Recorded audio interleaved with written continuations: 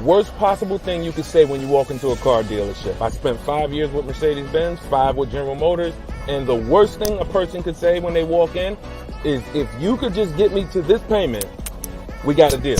So your loan's probably still like 19, which means you got to pay to get out. You're upside down. It's called negative equity.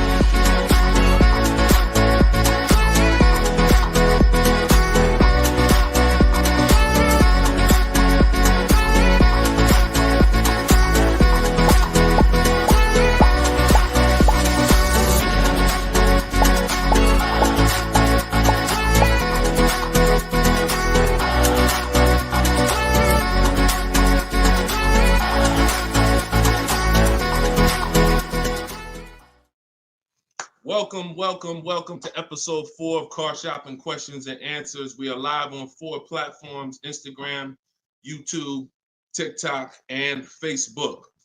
Okay, we already got people asking questions on TikTok. As you come in, we do these shows at 12. Hold on, I want to give my camera time to focus because I'm doing a lot of moving. We do these live shows, it'll focus in 1 second, at 12 p.m. and 3 p.m. Eastern time. Hold on, I'm out of focus. There we go. 12 p.m. and 3 p.m. Eastern time. Now, we broadcast these shows throughout the day because a lot of people can't make the live broadcast. You want to tell your friends about it. If this is your first time with us, you've never been on a live with us before. Oh, wait, hold on. They're saying that hold on, can't hear. No sound. All right, hold on. Let's see. How about that? We're good on TikTok? Let me make sure we're good here on, give me a clear if we're clear on Facebook now. Give me a clear.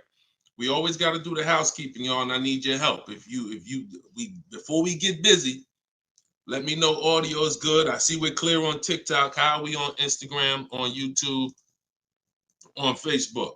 All right, perfect. I see the thumbs up just came through. Okay, so this is episode 4. We do these live shows 12 p.m. Eastern time and 3 p.m. Eastern time. So you'll see the broadcast throughout the day, but if you want to actually be live with us, then you want to join us on any of the 4 platforms at one of those 2 times: Monday, Tuesday, Thursday, and Friday. So we are live. My name is Deshone the Auto Advisor. I am the author of the digital book, Cars from Home, 7 Steps to Saving Time, Money, and Avoiding Dealerships. You can get your copy for 75% off during the show over the next 30 minutes in my TikTok bio, in my Instagram bio, or I'm going to put the banner up here. You can go to deshonsbook.com. We have a link in the comment. We have a comment link in the comment section. So I want you to start typing your questions. We get very, very busy. Have your notes ready. Be ready to unlearn what you've learned about cars, because we get below market deals, and that should be your only mission when you are car shopping, is to get below market deals. All right. Now, one thing that I want to discuss. Okay, matter of fact, let's go. Go ahead, throw that up. Let's go to Frankie's question. So this is from TikTok. Can you please give me the percentage breakdown on leases again? Okay. The 1% rule has been around since probably before I ever even got into the car business. The 1% rule says that if your lease payment is 1% of the MSRP, or less, you stole a car. No down payment. So I had a 2018 Jeep Grand Cherokee. It was a $35,000 vehicle. My lease payment was $330 a month. That was under 1%. That's how we indicate that. Now, how we're doing the math is we are taking the MSRP, taking the monthly payment rather, and dividing it into the MSRP. For example, $330, which was my payment, into the MSRP, which was $35,000, and then that gives us 0.009%. 0.009%. Good afternoon, Vivian. Good to see you. So That's how you do it. Now you can multiply by 100 if you want to really get the percentage. You multiply by 100 and you'll see 0.94%. So that has been around for a long time. Shout out to the sharers. I see you, Frankie. Thanks for sharing. Please DM me too. I'm still waiting on ideas for what we could do for the people who share the broadcast. I mean it. We want to make sure we are rewarding people who share, tag, people who invite people to the broadcast. So DM me these ideas. Those are the only DMs I'm looking for because we get too many DMs to really respond to them. We get probably 50 to 100 a day. So we can't respond to all DMs, but those are the ones that I'm looking for. Okay, shout out to everybody who shares. Now, that's been around for a long time. That's how you know you stole the car. It's not even a question now that we still need to get offers because like this is Freener right here. This is why you never want to get excited about one offer unless it's the lowest bid. Here's why. Freener, she just got a, hold on, I'm putting it up here on the screen. She just got a 0.88% lease on a Jeep Grand Cherokee hybrid anniversary edition. $65,000, $65,950 was the MSRP. Her best bid was $579 a month. She's in the video library. She has what we teach. Getting bids. See, so sometimes you could look and be like, oh, this offer looks really, really good. Should I take it? Not if it's not the lowest bid. It must be the lowest out of at least 5 offers. Because what I always tell you is 80% of dealers are overpriced. They're going to overcharge. So that's how you know if you won. Now we had to come up with something. When I started teaching people about leasing, I said, oh, shoot, some of you going to go out here and you've been buying your cars and you're going to walk into dealers and you're going to get a lease and you're going to think it's good because you're still paying less than somebody who actually bought. But we had to come up with something that was showing you when you were overpaying for a lease. And so I started doing some math because I love math. And once I worked the math out, I said, okay, how much are we paying before we're paying too much for a car we're giving back? 1% is the steal. But what's the limit? And I started looking at how cars depreciate, how much car, if you bought it, how much the car would depreciate. And I came up with 1.5%. So when we look at the same vehicle that is, let's say a $40,000 vehicle, for example, 1% is $400 a month or less. 1.5% is $600 a month. Now, what you look at is the total you're paying over the 3-year lease. 600 times 36 months, that's 21.6. So when you take $40,000, you add your taxes and everything, you're probably going to end up about 44. 21 is about the threshold where you're still paying less than if you had bought. You're still losing less value, but and you're tying up less money. But at the same time, that's the limit. Above 1.5%, there's no value in this lease anymore. And that doesn't mean we go buy the car. That means we look at competitors because competitors do offer more aggressive lease pro. Every single vehicle, you guys, and there's over 400 of them, has a different lease program. Sometimes even the trim level is different. The Touring has a different lease program than the Limited. So we don't deal with overpriced leases. And so that's why I created the 1.5% rule. That's how it became to be, based on the fact that I knew a lot of people, as they unlearned that bad advice about leasing, as I taught it and as they heard it from other people, they were going to go and get leases. And it's important that you know when there's no value in a lease and you shouldn't be accepting a lease. And that doesn't mean, and look, let me be very clear. That does not mean, that's why I explained the first part of this question, of this answer. You don't walk into a dealer and say, hey, I'm trying to get under 1.5. You don't walk into a dealer and get a lease quote and then you say, hey, well, look, I got to be under 1.5%. No, you're doing this wrong. Again, my mindset and what I'm trying to get you to use is Cars from Home, where you should be, the only reason you should be in a dealership is to test drive cars. if you're buying new cars or leasing. Test drive, you're in and out of there in 20 minutes. The next time you're back in a dealer is another 30 minutes to pick up your car if they don't deliver. That is the only reason. We never talk numbers in a dealership for a new car or a lease. Are we clear on that? These are rules where it's like, if you want to use what I teach, and I want you to use it so that you can get the results that Frina got, that Danielle got, that we've worked with over 8,000 people in the last since 2021. I want you getting those results. And in order to get them, you got to know what the boundaries are. Deshone says we never talk numbers in the dealership because you have no leverage there. Your leverage is at home, in control, communicating with multiple dealers, and where you can't get emotional. Okay? Clear? So that's the 1% rule, and that's the 1.5% rule, Frankie. Great question. Okay, shoot the next one in, Dolan. Great question. All right, this is Tony on Facebook. And remember, look, y'all, we are live right now. So some of you have seen the rebroadcast, and you're like, Deshone, okay, this is 3 p.m., 12 p.m., we're live. Okay, so this is the time to ask your questions. You're not watching the rebroadcast, and this is also the time to tag a friend and make sure they're here so they can get their questions answered. Shout out to the sharers.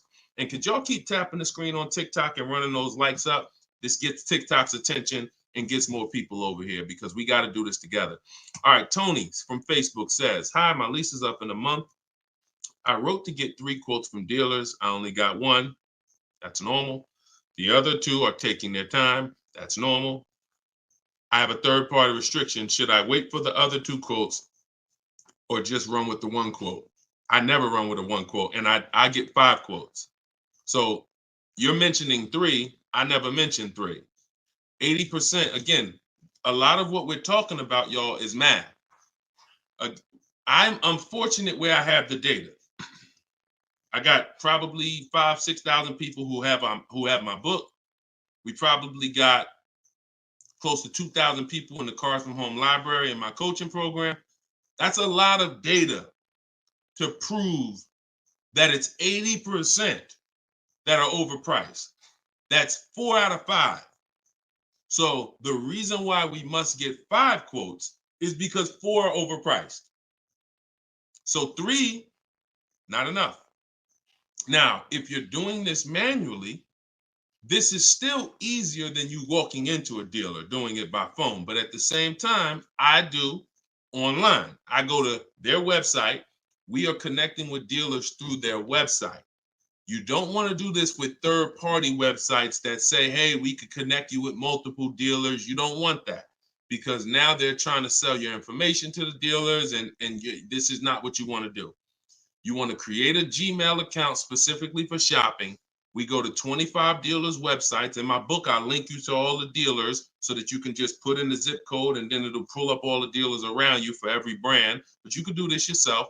You can go there and you can actually you go to each dealer's websites. We do a copy and paste message. I have a template that I use that the people who follow my stuff use. And the template you need to tell them exactly what you want and what you're open to.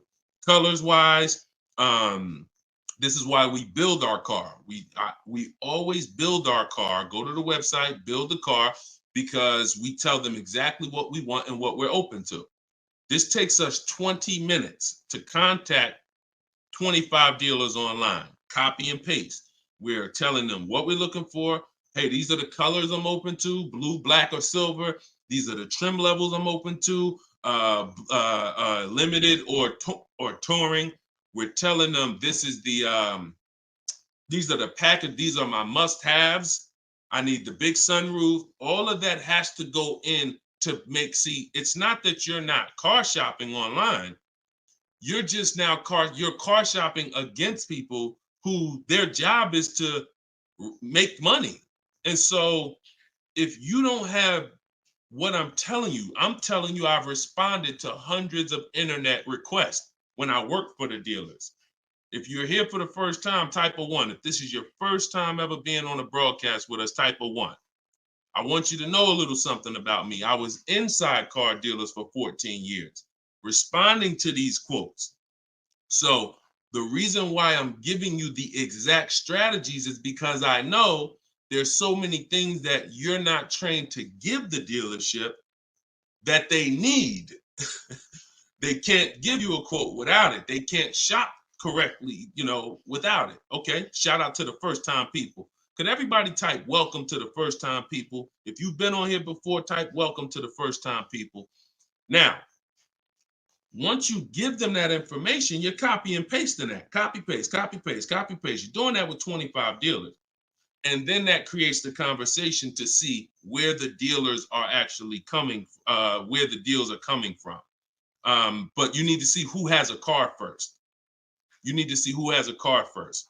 So, oh, you're talking about selling the lease. Okay, you're earlier in the process. Understood, Tony. Okay, perfect. No, just talk to another used car manager.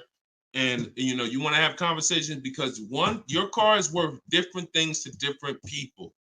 You need at least 3 for that. You're on point. Yes, 3 quotes for your lease buyout. For your old car from 3 different used car managers. And if the 2 are not getting back to you, then just move on to other ones. But be aware, you should be using those values you got online from the online buyers to see if you have equity, because not everyone has equity.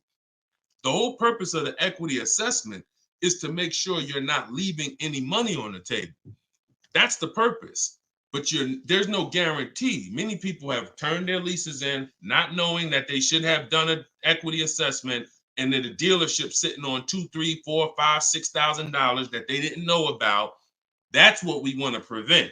So if you do those offers and you see you have $3,000, $4,000 in equity, now that's when you bring it here. If you do those offers and you're at a break even or $1,000, then that's not always worth it, because those used car managers are not going to match the highest offer. So be aware of that. But if you have equity there, then 3 used car managers, that's how you make a move.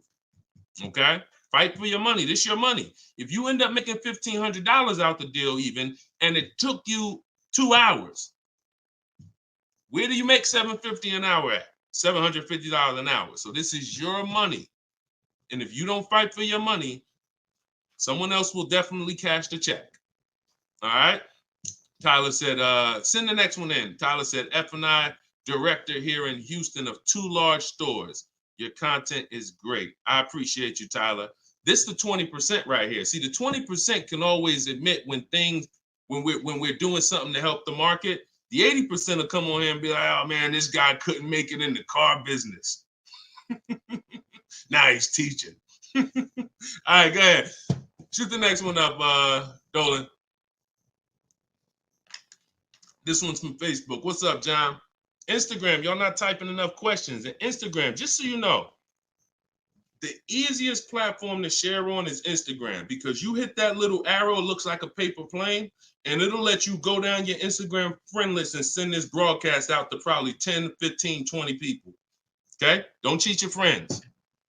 All right? Shout out to the sharers. John from Facebook says, is it hard to purchase with a charge-off on credit 3 years old? So everyone who has credit issues should be following Shonda Martin. She's on all the platforms, Road to 750 plus. And you should be working on getting your credit to the point where you can qualify for the best programs. And you don't need an 800 credit score to qualify for the best programs. You usually need close to 680, 690 will usually qualify you for most tier 1 leases. Now there are some cars that have super tier where you tier A1 plus, but that's not most leases. That's not your standard everyday cars that most of us are leasing or buying. So the question is, the answer is, if you don't need a car, then you should be working on your credit. If you need a car, then there's nothing you can do. You need to make a move. And so I recommend a company like Limbuzz. We're always going to give the dealer a chance to match or beat our offer. So whoever we end up buying our car from, some of you have been taught never let the dealer participate. That's costing you money, because the dealer has 7, 10, 12 banks on their end. Now, If they're trying to beat and earn your business, now that's a winning position. See, check this out.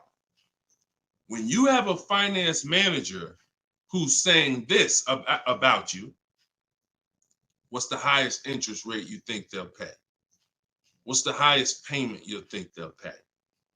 That's a bad position to be in. That only happens when you have no leverage, you haven't shopped, you haven't come in with an offer, and now they're trying to see the highest interest rate that you'll pay. We're not doing that. You're doing it our way, which is we're going to have we don't let anyone touch our credit until after we find our car. Now, once we find our car, get our best deal through a bidding system, now we're going to take that purchase agreement, that's a receipt. Yep, I see the questions coming in on Instagram. We got you. Hold on, Atlantis.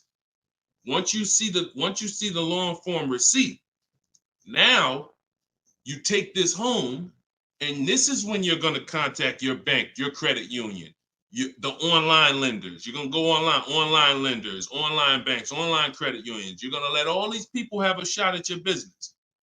If you do this within a small window of time, if you do it my way, it'll only take you 2 days. This is going to weigh on your score the same as one hard inquiry, because this is something called rate shopping. This is not going from dealer to dealer, getting turned down or putting in applications and nothing like that. This is how you rate shop correctly. I call this the bank bidding war. When you get my book, I also send you the bank bidding war blueprint. It's going to be going into my book, but I need about another month to be able to combine it. But I send you the bank bidding war blueprint. Now, the bank bidding war is 3 rounds. First thing we're doing is seeing, is there any special interest rates that the car we're buying has? In your particular case, John, with credit challenges, you're not going to qualify for that. That's okay. But we need to check that. If there's 0%, 0.99%, that eliminates our need to do anything else with financing, because no one else is going to beat that. Second part of the round starts, there's 3 rounds to the bank bidding war. The second part comes after we find our car, and it's what I just broke down. When we come home, we let all these banks, these lenders, online credit unions run our credit, and so they're bidding and submitting us their loan offers. Now, the third round is the dealer. That's when we're going to call the dealer who we reserved the car with and say, hey, I got 6.29 from this bank. If you can beat it, I'll give you the business. Now, this is the big difference, you guys. When you have a finance manager who's trying to beat your offer, who's calling their banks and saying, hey, I need to get 5 point something because this person already has 6. That's leverage. When you start bidding, like I'm teaching you, like what's in my book, like what's in everything we do, in my videos, everything's a bid. You have the leverage. And there's no way for you to overpay when you are getting bids. So that finance manager calls you back, it's only going to be 1 or 2 answers. Hey, Stuart, man, listen, I tried my best, man. I reached out to every bank I got. No, I can't beat that rate, man. I appreciate the opportunity, but you can go with your own financing. In which case, you guarantee you got the best loan. Second thing is, hey, you know what? You had a good rate, man, but I got somebody to beat it. So we can do it right here for you. Perfect. In which case, you guarantee you got the best loan. See, you don't have enough people competing for your business. That's where your buyer's remorse is coming from. That's where your lack of confidence is coming from. That's why you're driving off from a dealer saying, hey, you think we could have got more money? You think we could have got another $1,000 off? That's all buyer's remorse because you don't have enough people competing. So I want you to stop that. I want you to use what I'm telling you to do. All of this is in my book for those of you who like Deshone. I don't even want to remember all of this. It's all in my book, Cars from Home, 7 Steps to Saving Time, Money, and Avoiding Dealerships. This is what I've been teaching for 3 years. And this is what I've been doing since 2015 myself personally.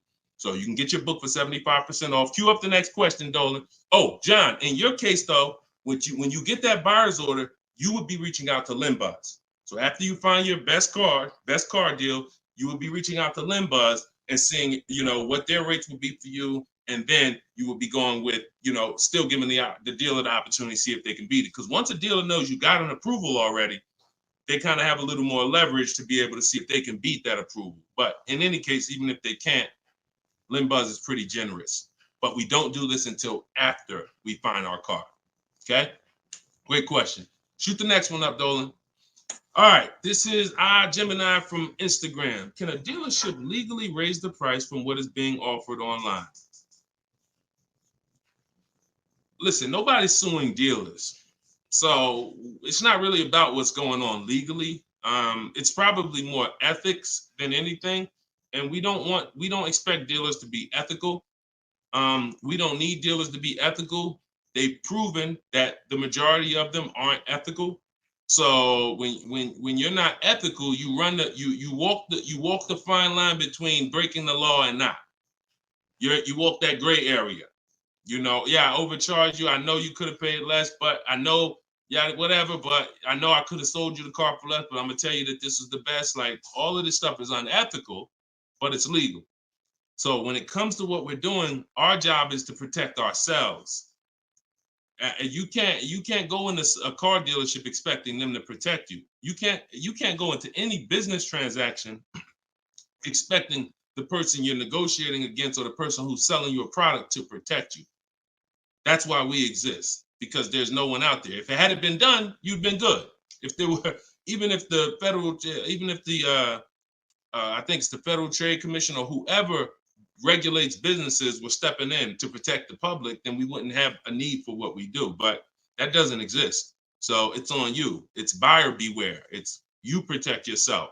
And so I provide the tools for everyone who wants to take action to protect themselves. All right?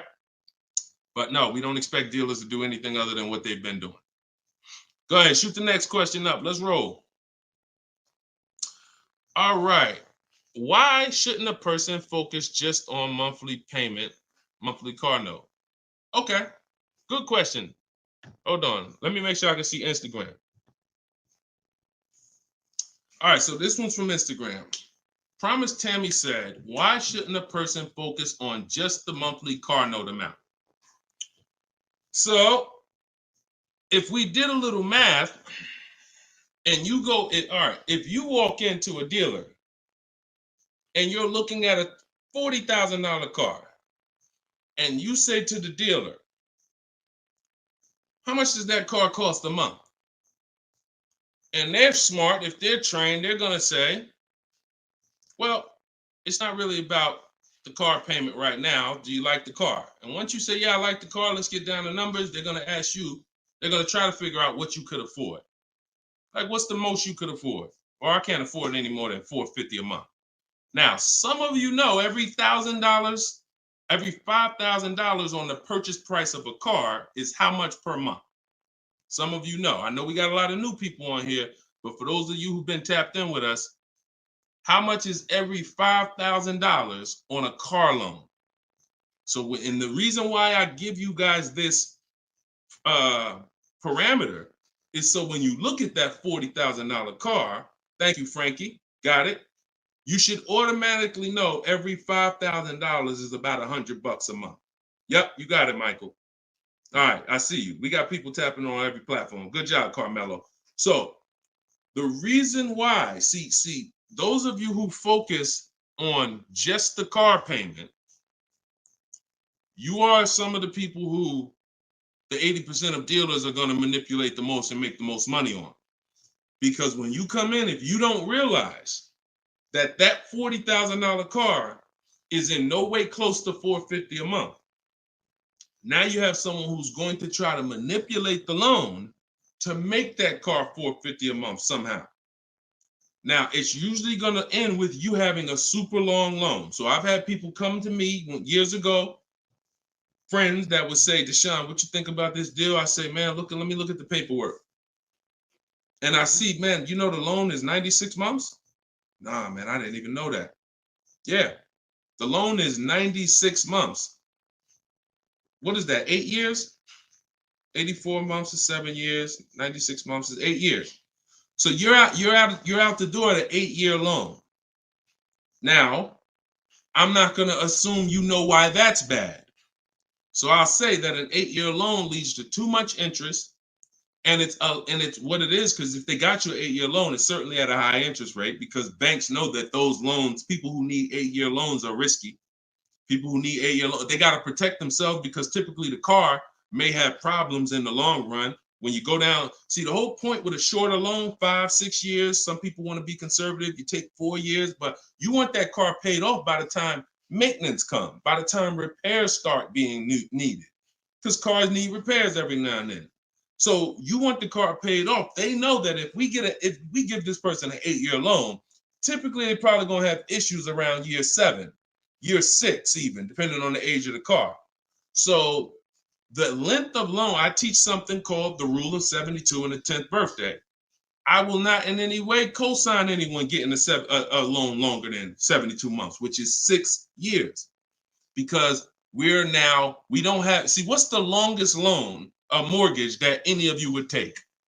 Let's keep a real fast dialogue going. All of this is to really answer the question that Tammy's asking, which a lot of other people have. So we need to indicate why this makes a difference. The longest mortgage most of you are going to take is 30 years. Mortgage. There are 40-year mortgages available.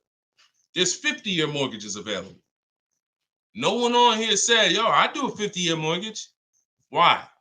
Because we already know inherently anything longer than 30, that means we can't afford this house. That means we're looking at the wrong house. So we had to make sure we created boundaries so that you understand, okay, if I got to take a loan longer than 6 years on a car, that's telling me I can't afford the car. So once I get my best price, I should already be able to afford that car with a 6-year loan or less. And I combine that with the 10th birthday. So when you look at your car, you should have your car paid off by the 10th birthday. You're taking a lot of risk if you got a loan on the car past its 10th birthday.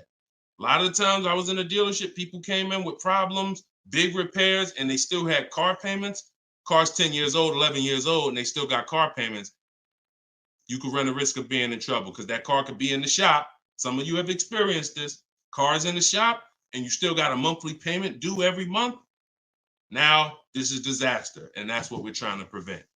That's why we don't focus on the monthly payment. When we're purchasing a car, we are only focused on the price of the car. We need to, before we even think about monthly payment, how about this? We need to make sure we're getting the car for the lowest price possible.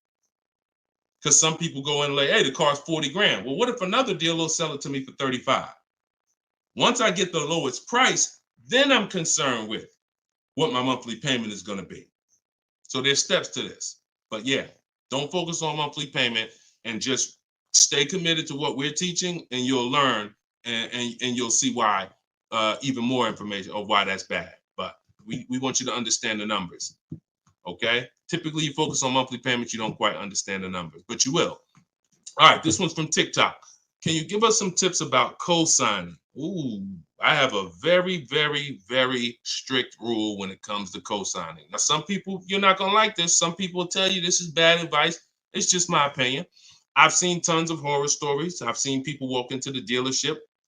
I've seen young people who will co-sign, who will use up people's credit, co-signing, and just burn them, because no one cares about, if you don't care about your own credit, you certainly don't care about someone else's in a lot of cases. So, but I do have some rules, because sometimes it's gonna make sense. When you can pay, if a person does not pay, then you're good. Example, my daughter, we're gonna get her a car. I'll co-sign only if I can pay the note if she doesn't pay. So let's say she's working, she's paying X amount per month, I'm co-signing, but if for example, she loses her job, anything happens, I can pay if she doesn't pay. That could be for the spouse. If they don't pay, I will pay it. As long as that's the rule, then you're protecting yourself, because where you get in trouble at is if you can't pay, if they don't pay. He told me he was going to pay it. He's missed 2 payments. Your credit doesn't get, no, they don't care. So you got to be willing to say that. This has to be a person that I'm willing to pay if they don't pay. That means I got to have that type of relationship with them. Or if I can't pay, if they don't pay, I'm not co-signing, because I cannot depend on things that will go wrong. Life will happen. And then I'm sitting out here and my credit was 700, 750, 800. Now it's 620 because they missed 3 payments and I'm struggling to get this car back from them. Okay? Those are my hard rules on co-signing. I don't deviate from them. And those are typically rules that if you follow them, you're going to be safe. Okay? All right. Shoot the next question up, Dolan. Diana said, my brother asked me to co-sign. I told him, hell no. Listen, that's it. Listen, people will ask you to co-sign quick as, listen, people will ask you to co-sign like they just asking to borrow sugar. Hey man, can you co-sign this loan for me? No, listen. It takes a while to build up great credit, and it takes seconds to destroy it. Nicole from Facebook said, are you able to negotiate third-party restrictions in a new lease? So these are two separate things. The third-party restriction is the selling of the old car, not the new lease. We're not mixing these two. So we're gonna, the people who work with me, you're selling your old car independent of the new deal. The new lease is its own transaction. We split everything we do into separate transactions. See, the car business has taught the public to give them up to 3 transactions. Buying a car from them is one transaction. Getting a loan from them is a second transaction. Letting them buy your old car, which you call trade. We don't use that word. That's 3 transactions. There's money in each transaction. There's money in each. That's why there's companies that only want to give you loans. They don't sell cars. There's money in loans. There's companies that only want to buy your car. They don't care about selling your car right now. There's money in buying cars. So you need to separate these transactions if you want to maximize each. There's no way for you to save the most money without maximizing and looking at each part of your deal as its own separate transaction. So if I have a third-party restriction, I'm doing the equity assessment. A third-party restriction is, some of you have leases. We always need to see if there's any equity in our lease before we return it to the dealership. If you have returned your car to a dealership without doing the equity assessment, you don't know how much money you've left on the table. Because if there's $2,000 or $3,000 of equity in your car, the dealer's keeping that, and that's their money. So, or the bank's keeping it when they sell it, that's their money. It's probably the dealer will find a way to buy it, and it's their money. So when we look at an equity assessment, we're going to do it at all times. Now, there's no guarantee we have equity, but we want to guarantee we're not leaving equity on the table. And so a third-party restriction doesn't mean you can't sell a lease. Who didn't know you could sell a lease? Type a question mark. If that's new to you, this is your first time hearing this, you've been leasing, and you're like, Deshone, I never heard about selling leases. I had no idea this was a thing. Type a question mark if this is your first time hearing that you could sell a lease. Okay. Fish Guy Rodney. Okay.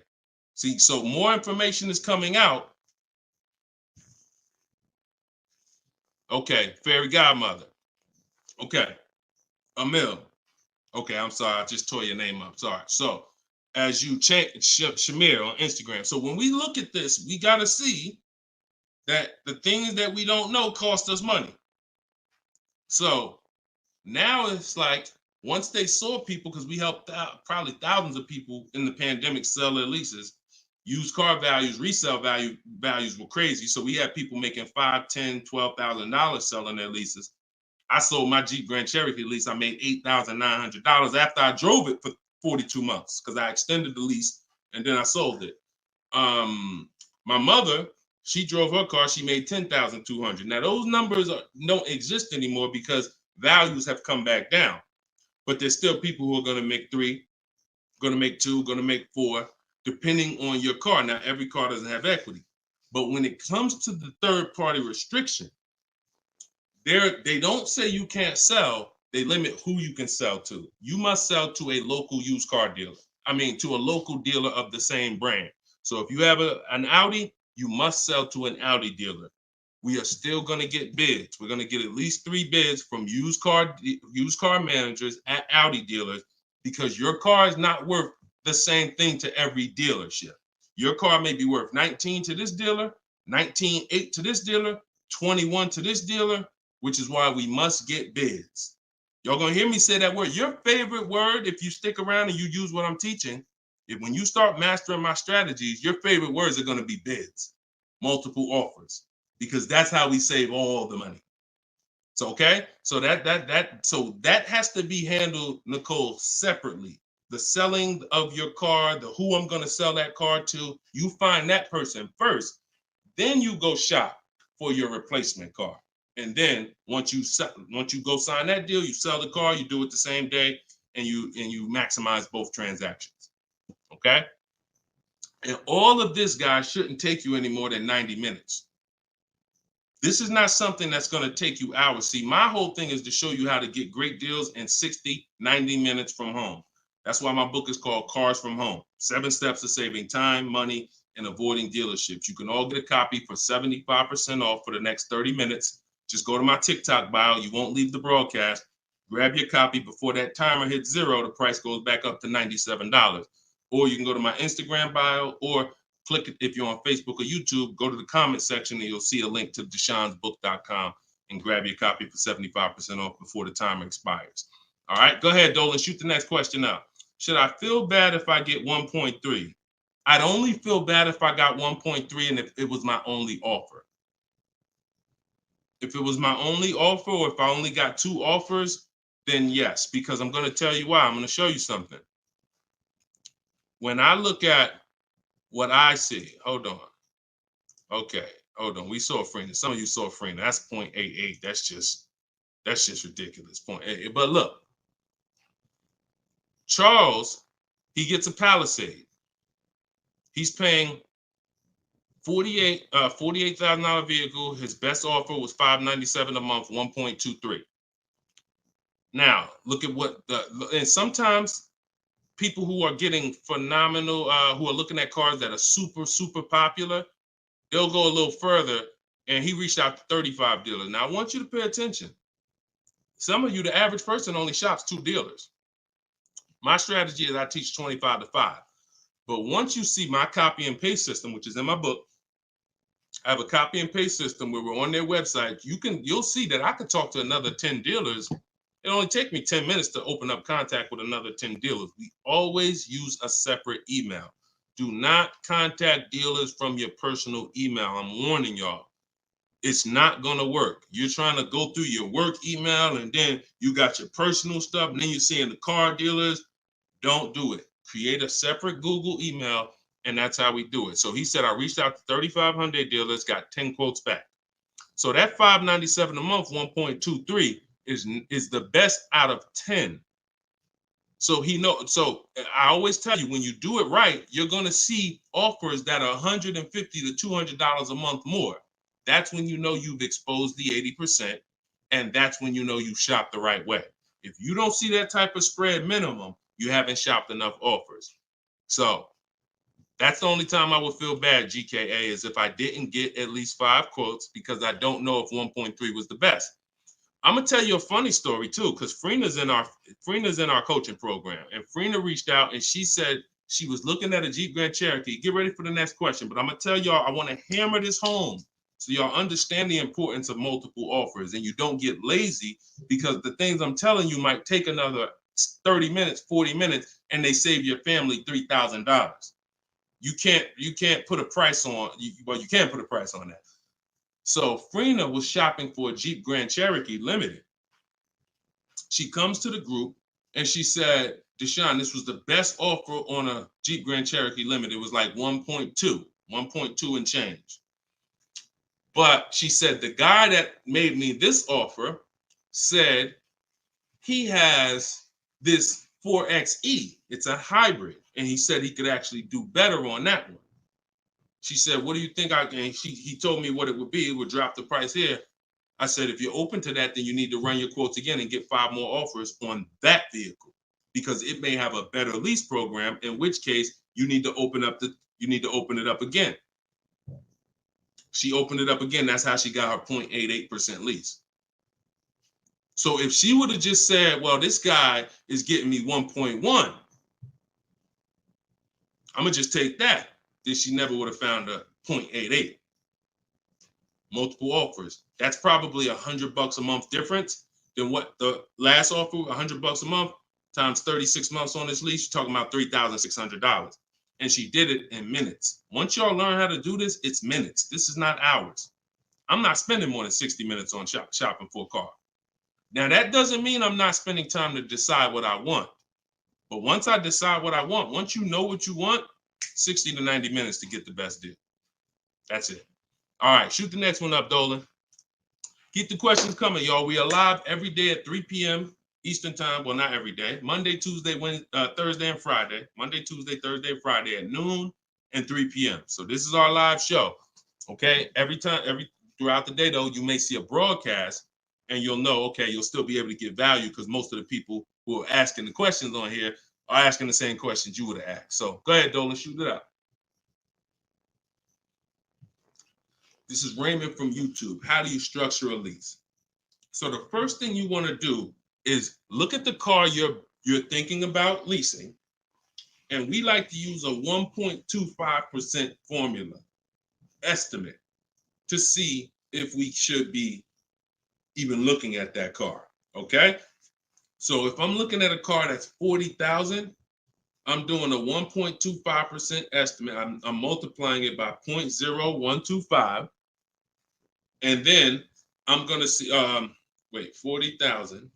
I'm multiplying that by 0.0125, and that comes out to 500.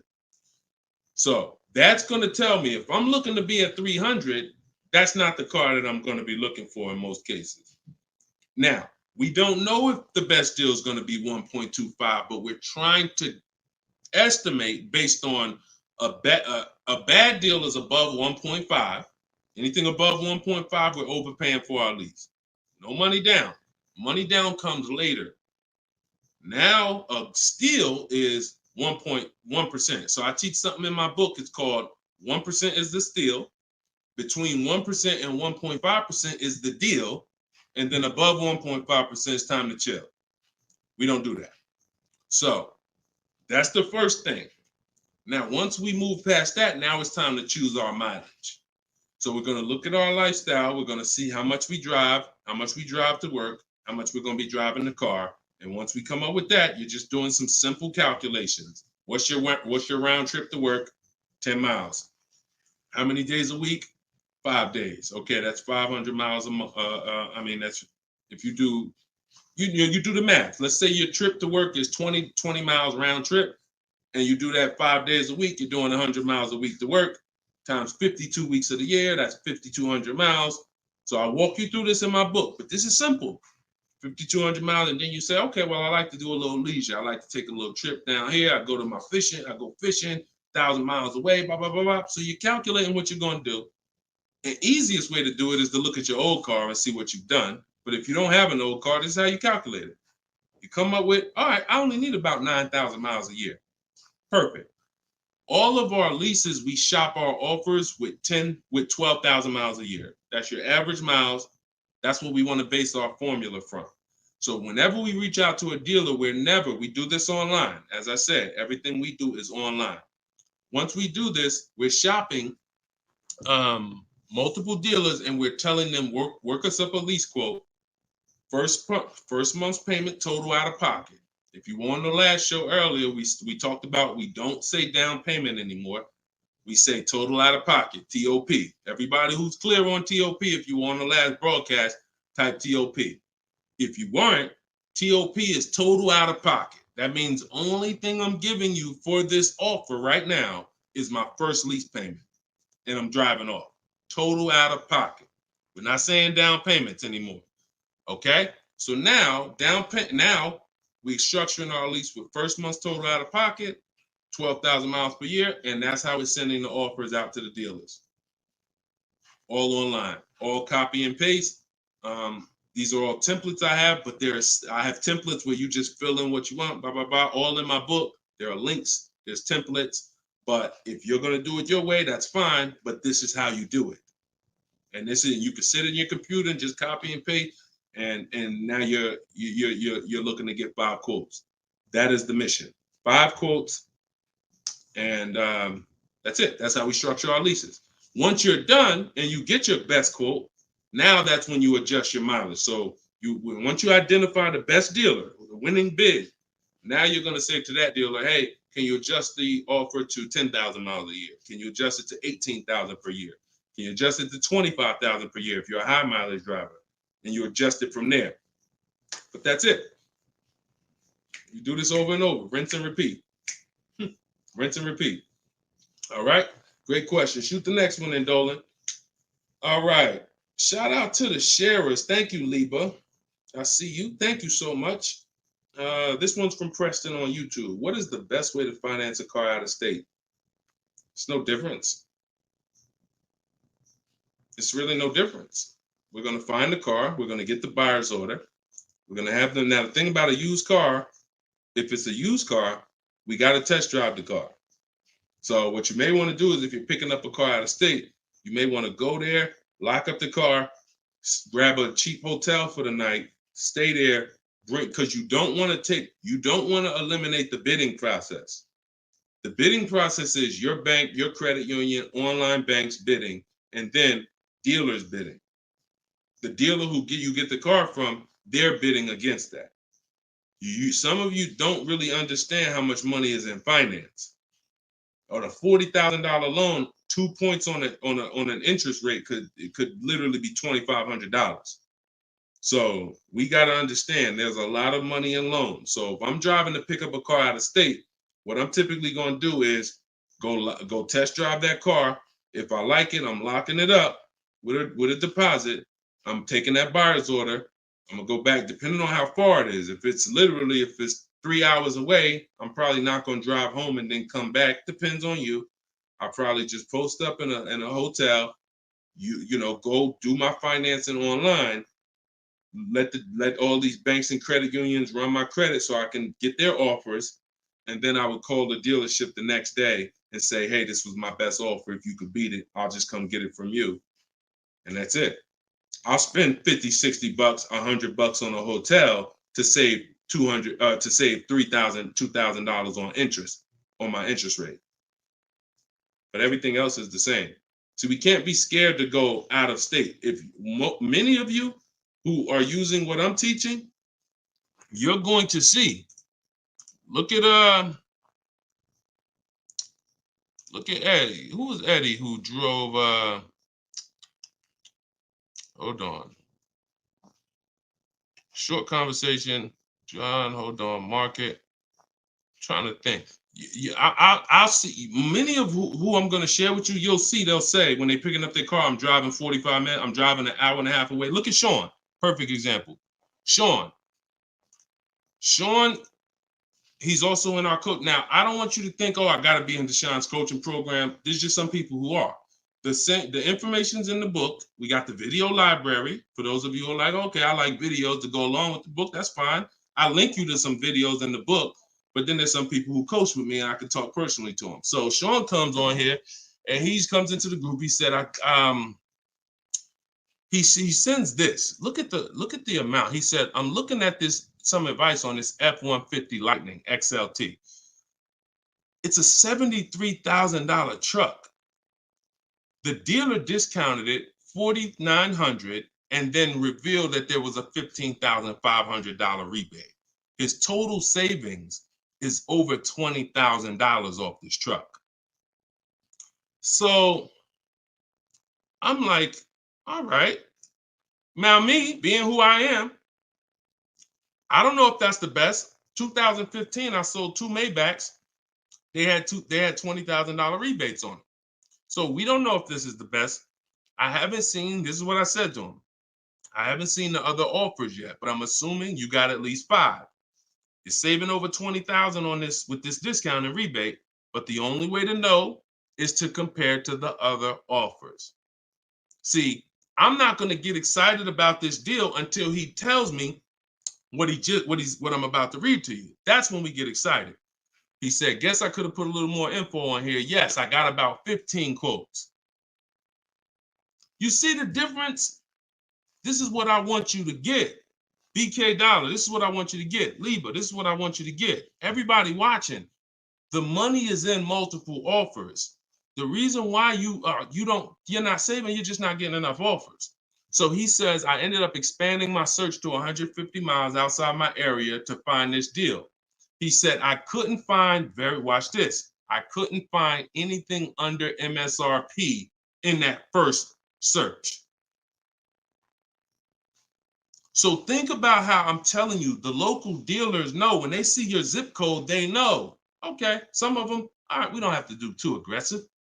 But those dealers that are an hour and a half away, when they see your inquiry, they're like, oh, listen, this is a person we never would have saw before. What is it going to hurt us to blow this truck out? And we take a deal from one of our competitors' markets. We love to see our license plate frame over in their market. That's how we win. So he ends up saving over $20,000, and he doesn't mind driving 150 miles to go get that truck. Why? Because every mile he drives is dollars he's picking up. We clear on that? We clear? If you're clear on the importance of multiple offers, type clear.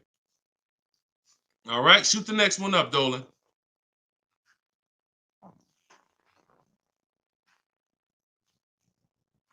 Okay, this one's from Instagram. Atlanta's Black Gabriel, or Gabrielle. I think it's Gabriel, my fault.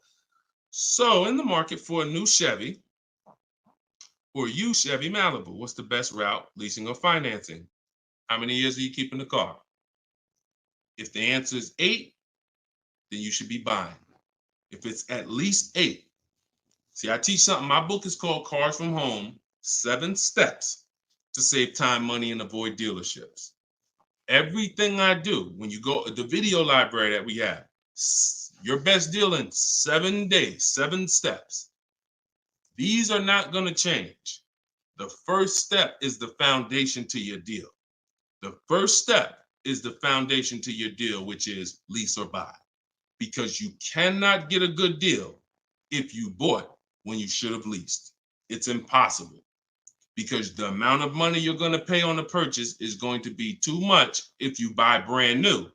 And if you buy pre-owned, it's going to be about the same amount you'll pay.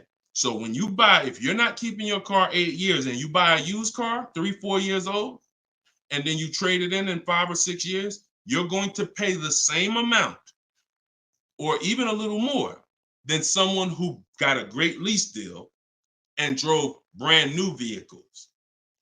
So it's all about how many years you're keeping the car. If you're keeping the car, if you're like Deshone, there's no way I'm keeping the car 8 years. That's not my style. Then you should be shopping from this day forward for aggressive lease deals. Now, once you find a car that you love, or if your spouse says, you know what, I don't switch cars like that. I keep a car 8, 10, 12 years. Then we purchase for them. We're going to purchase. But for those who are not keeping their cars 8 years, you are losing thousands and thousands and thousands of dollars not leasing cars. Thousands, thousands and thousands and thousands and thousands. All right? That's the 8-year rule. It's the most important question. It's the first thing you ask when you are car shopping and you're ready to car shop. How many years am I keeping this car?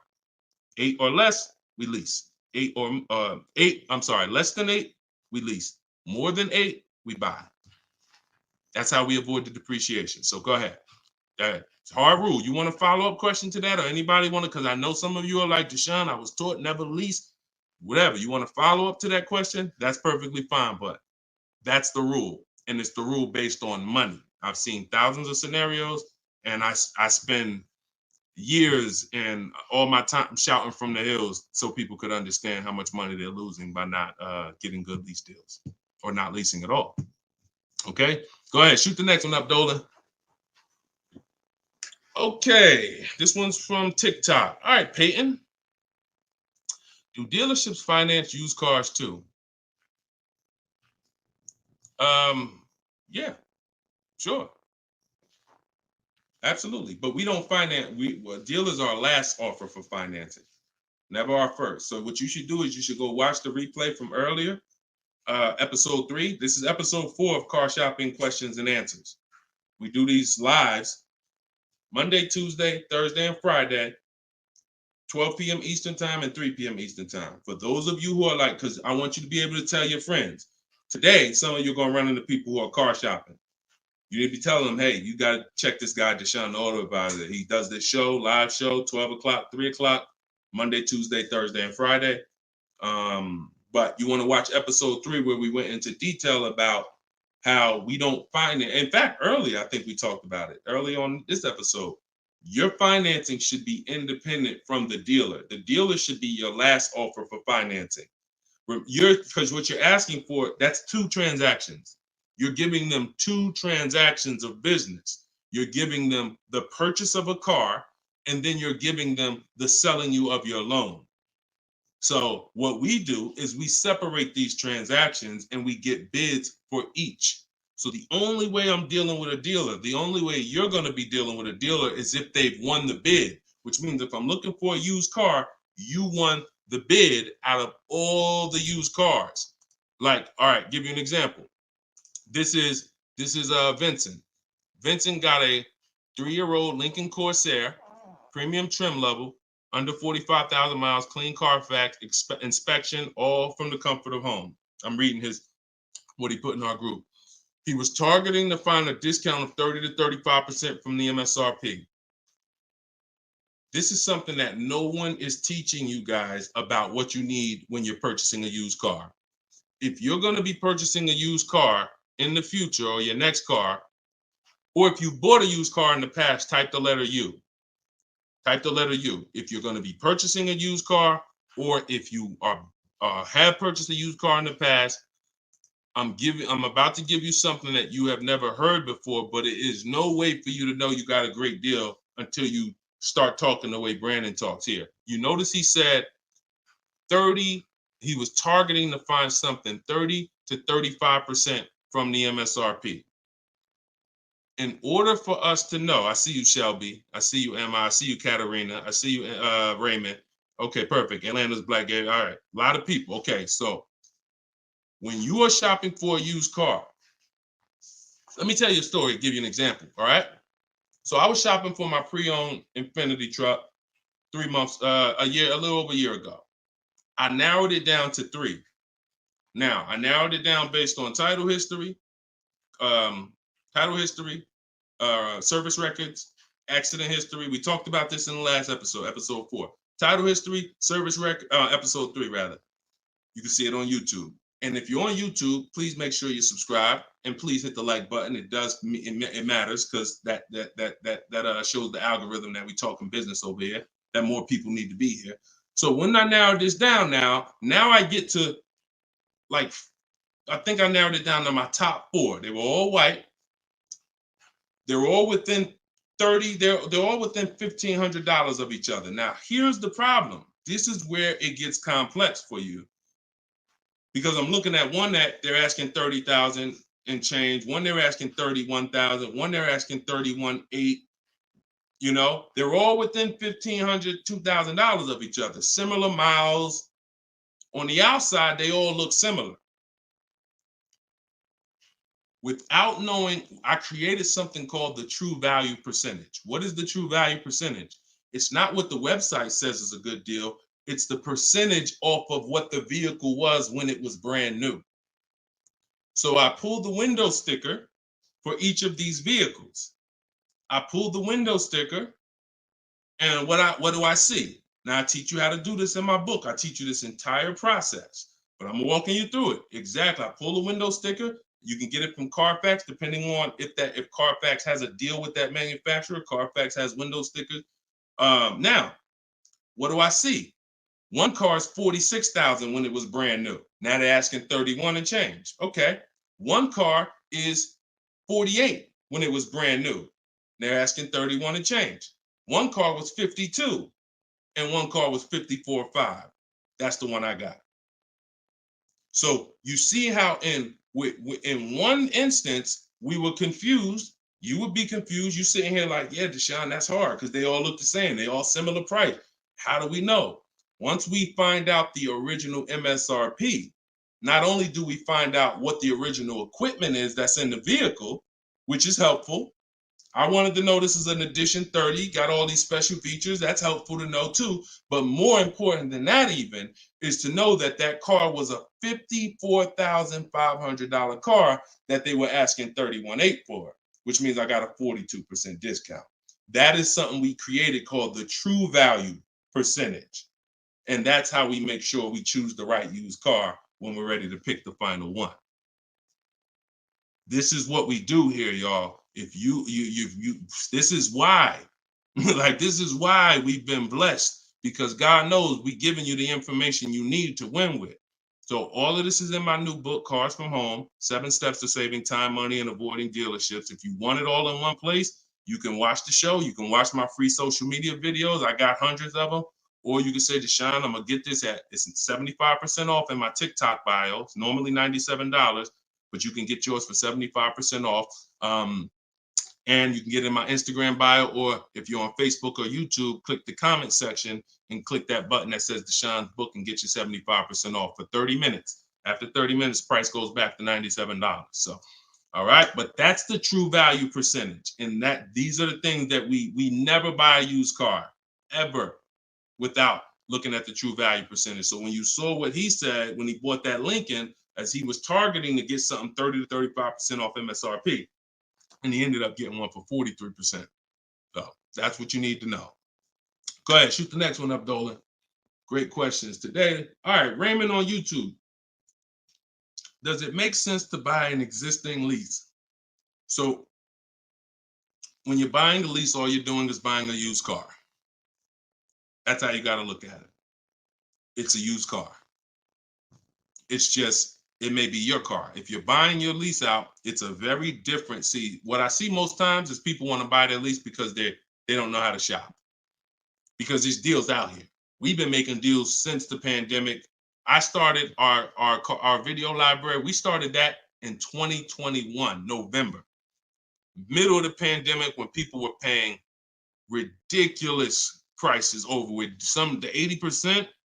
They were cashing the biggest check they've ever cashed in their lives. Like in their lives, they were like, and we were getting deals all since then. Felicia came in. She was our first person in our program who got a BMW. She saved $1,950 January 2022. And so we when you get bids, you reveal. That's why we don't pay attention to nothing out there. I don't care what anyone says, what any dealer says does not matter to me. That does not matter, because I know that if we got deals all through the pandemic, oh, forget it. That's why this market, we're killing it even more. So, you know, if you're buying your lease because you're keeping it another 8 years, you say, man, Deshone, I used to lease, but you know what? I really want to buy something that I could keep for 8, 9, 10 years. Then sure, buy the lease.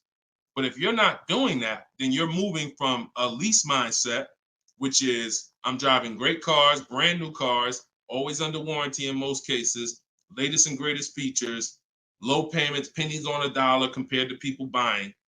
That's a whole value system. That's mindset right there. These are the people who are shopping for a lease. These are the benefits of leasing. And then you're moving and saying, all right, I'm going to buy a used car now. Very different, very different. So you got to be, you have to have had a change in mindset and goals to buy your lease and buy a used car. And it's never, what I see most times is people just don't know how to shop. When you use what I'm teaching you to shop, get 5 offers, you're going to see there's deals everywhere. Everywhere. Go ahead. Shoot the next one up, Dolan. You can't pay me to negotiate your lease, because I do this in 90 minutes and I'm teaching you to fish. You know, I've had people who used to buy cars from me. Hold on, keep that question up from Nicole, but I saw this person on TikTok. I'm not in the business I'm in the business of teaching people how to fish. So, you know, because what happens is you're building a trust in something. Like, if you're not willing to learn what it takes to do this in 90 minutes from home, like I'm teaching you, then you are the same type of person. That same mindset will lead you to go into dealers because you're just lazy and scared. Now, I'm not saying that's you. I'm warning you to not let that be you. I'm warning you you can't pay me enough. I'm not in that business. I'm in the business of helping people all around the country. It don't matter what you pay. Of course I don't think you would ever even ask me to work for free. I'm telling you though, that's not the business I'm in, because we can help thousands of people all around the country. But you're not realizing that your transaction is a 5-figure transaction. There's nothing else in this world that you're going to give that type of control. If you were going to start a business and it was going to take a $30,000 decision, $30,000 of your money, would you ever be looking and saying, oh, could you do this for me? You see, we do things with cars because we've been programmed to do them with cars. Car dealers have made you so scared that you've been programmed to do something, but you never do it with anything else. You never do it with a house. You wouldn't say, hey, could you just, I'll pay you to get my house for me. I'll pay you to, start this business for me. No, it's only cars.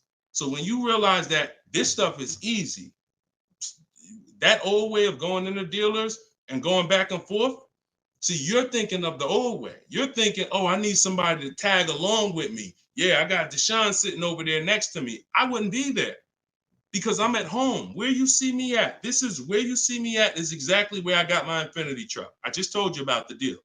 Where you see me at is exactly where I get my cars from. I sit right here, and all the people who got my Cars from Home book, who are in the Cars from Home video library, they're all right here. Some of them in the airport buying cars. Some of them at their desk at work making deals on cars. Nobody who's learning from me is in a dealership making deals on cars.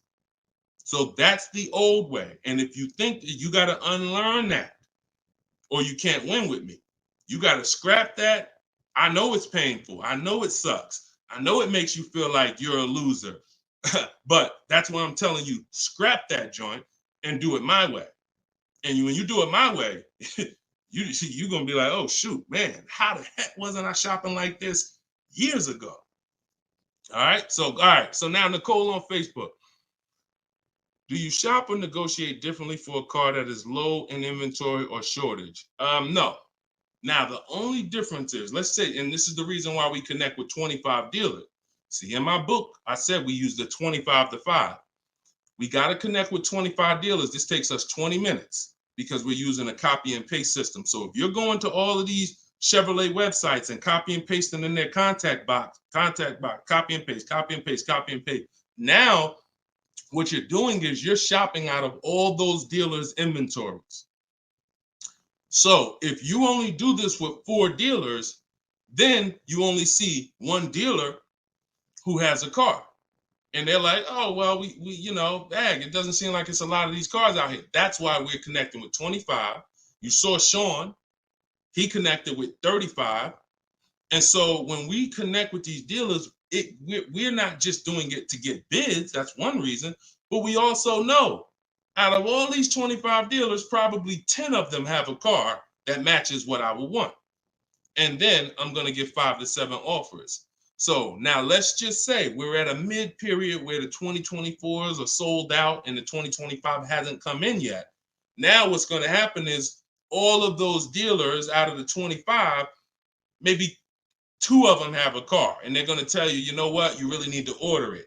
That's not because it's a low inventory. That's because you're usually in between model years, and the old one has sold out, and the new ones they're waiting for it to come in. But it doesn't change the way we shop. And sometimes we will order. If I'm purchasing, I'm more likely to order because I'll get bids, and then I'll take the car. But if I'm leasing, we're less likely to order because we don't know what the lease program is going to be. See, I could get a dealer that discounts the car for me $3,000. We had a person in our group, and they were getting a new BMW X4, the X4M, like the performance edition. We had a dealer, their best bid, the dealer was taking off $3,000 off MSRP. So, but the lease program is what we didn't know. And once the car came and they put the lease program on it, we saw that it was over 1.5%. So even at that discount, wow, we saved $3,000. Now, if she was purchasing it, that's a win. $3,000 off, beat everybody else. So I don't mind ordering if I'm purchasing. But on a lease, I'm less likely to order because I don't know what the lease program is going to be until the car gets here. Okay, but yeah, that the process doesn't change. It just we have little caveats based on on low inventory. Okay, process is the same. Nothing changes our 7-step process. Nothing. All right, go ahead, Dolan. Shoot the next one up. All right, great questions today. We got Jermaine, Facebook. So how do you transition out of a finance into a lease? Instagram, y'all not asking a lot of questions. All right, hold on. Get Blooming chosen one. All right, hold on. All right, Jermaine from Facebook says, how do you transition out of a finance to a lease? All right, perfect. So now what I like about this question, Jermaine, is you've already answered the most important question, which is how many years am I keeping the next car? That's step one in our 7-step system. You've already answered that because you've determined I should be leasing. Now the next step is equity assessment. Equity assessment. Call the bank. You don't have to worry about third-party restrictions or nothing because you're not leasing. I mean, you're not coming out of a lease, rather. So you're going to call your bank, get your payoff. You're going to take 20 minutes, go on CarMax, Driveway, Carvana, Kelly's Blue Book Instant Cash Offer, AutoNation Sell My Car, Car Guru Sell My Car. Get those 6 offers. That's going to tell you if you have equity, break even, or if you have negative equity. That's your next step. Don't do anything else until you do that. Okay? See, we always have to account for our current asset before we start moving forward. What happens if he has $3,000 in equity? That means he has $3,000. He could either apply towards his next deal, or he could put that money in his bank account and, maybe he leases the next car with no money out of pocket. So equity assessment always comes even before we budget, before we plan our mileage, before we do anything. Equity assessment is what we do. All right. All right, shoot that next one up. Shoot that one up from Instagram if you got it, Dolan. It might have took you a minute, but because we got it's comments from everywhere, y'all. No matter. Okay, here we go. For your calculator, why doesn't it negotiate to the lowest offer? My calculator is the best. My calculator is the best thing that exists because it takes all the offers you get. By the way, y'all, what she's talking about. And you got to be specific because I do have multiple calculators that I've created in my book, multiple softwares where you plug in stuff and it spits out so one of the calculators that I have is the counter offer calculator. So we never accept a deal until we send a counter. So what we do is we take the counters. We take all the offers we get, we plug them into my calculator. Whether it's a lease or whether it's several types. One is for leasing, one is for cash purchases and financing. Now, when you're financing, you're always getting your deals with tax and everything included, all in. So what it does is it takes all the offers, you plug them in, and then it spits out which one is the best, and it counters everyone based on the best offer. So let's just say a dealer says, I'm gonna do a 1.1% lease, and then this dealer says 1.2. This dealer says 1.3, 1.5. It's not countering all the high offers based on their high offers. It's countering all the offers based on the lowest offer. Because if the 1.1% lease was presented to us, that means any of the dealer could have did it. So now we're calling out the 80% and letting them know that if this dealer offered me 1.1%, then you all could have done it too. You're just choosing not to do it, in which case that's what the 80% do. So we counter every single one. We even counter the lowest one. And some people in the group will say, Deshone, man, this dealer is the lowest, man. Should I be countering them for another $50 less? I say you must counter.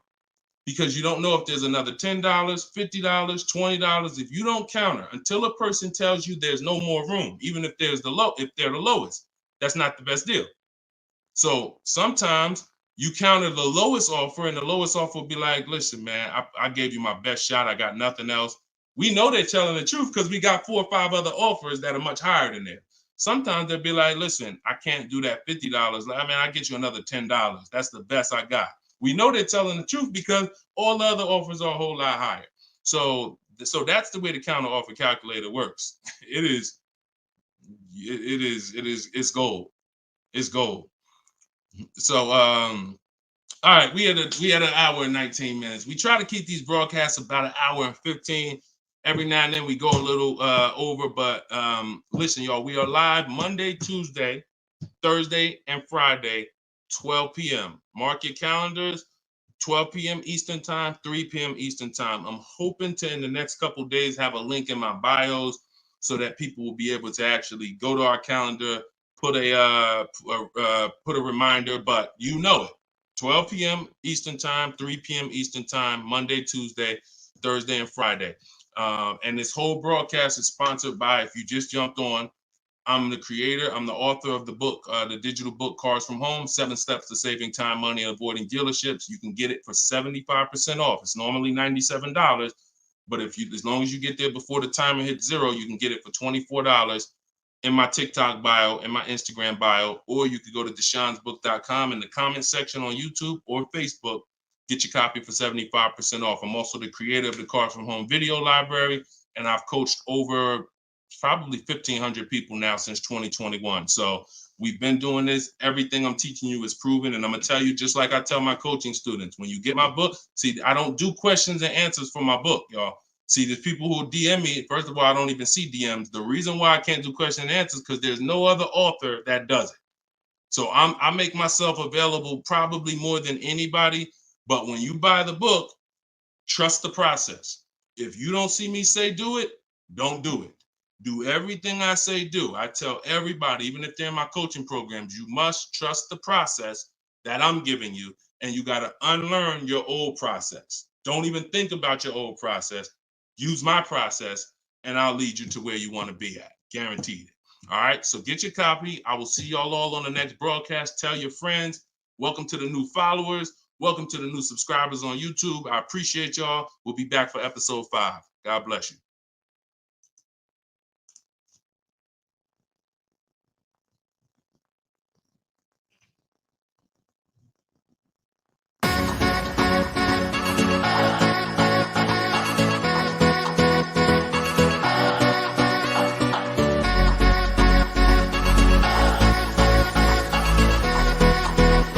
The worst possible thing you could say when you walk into a car dealership. I spent 5 years with Mercedes-Benz, 5 with General Motors, and the worst thing a person could say when they walk in is, if you could just get me to this payment, we got a deal.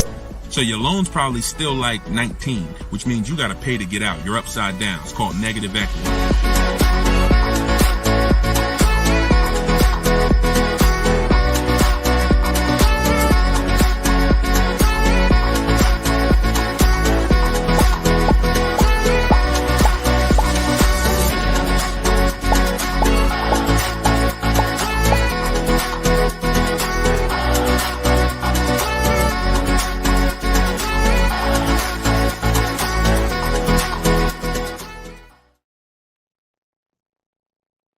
What's going on? What's going on? Welcome everybody to Wednesday, 12 noon car shopping Q&A.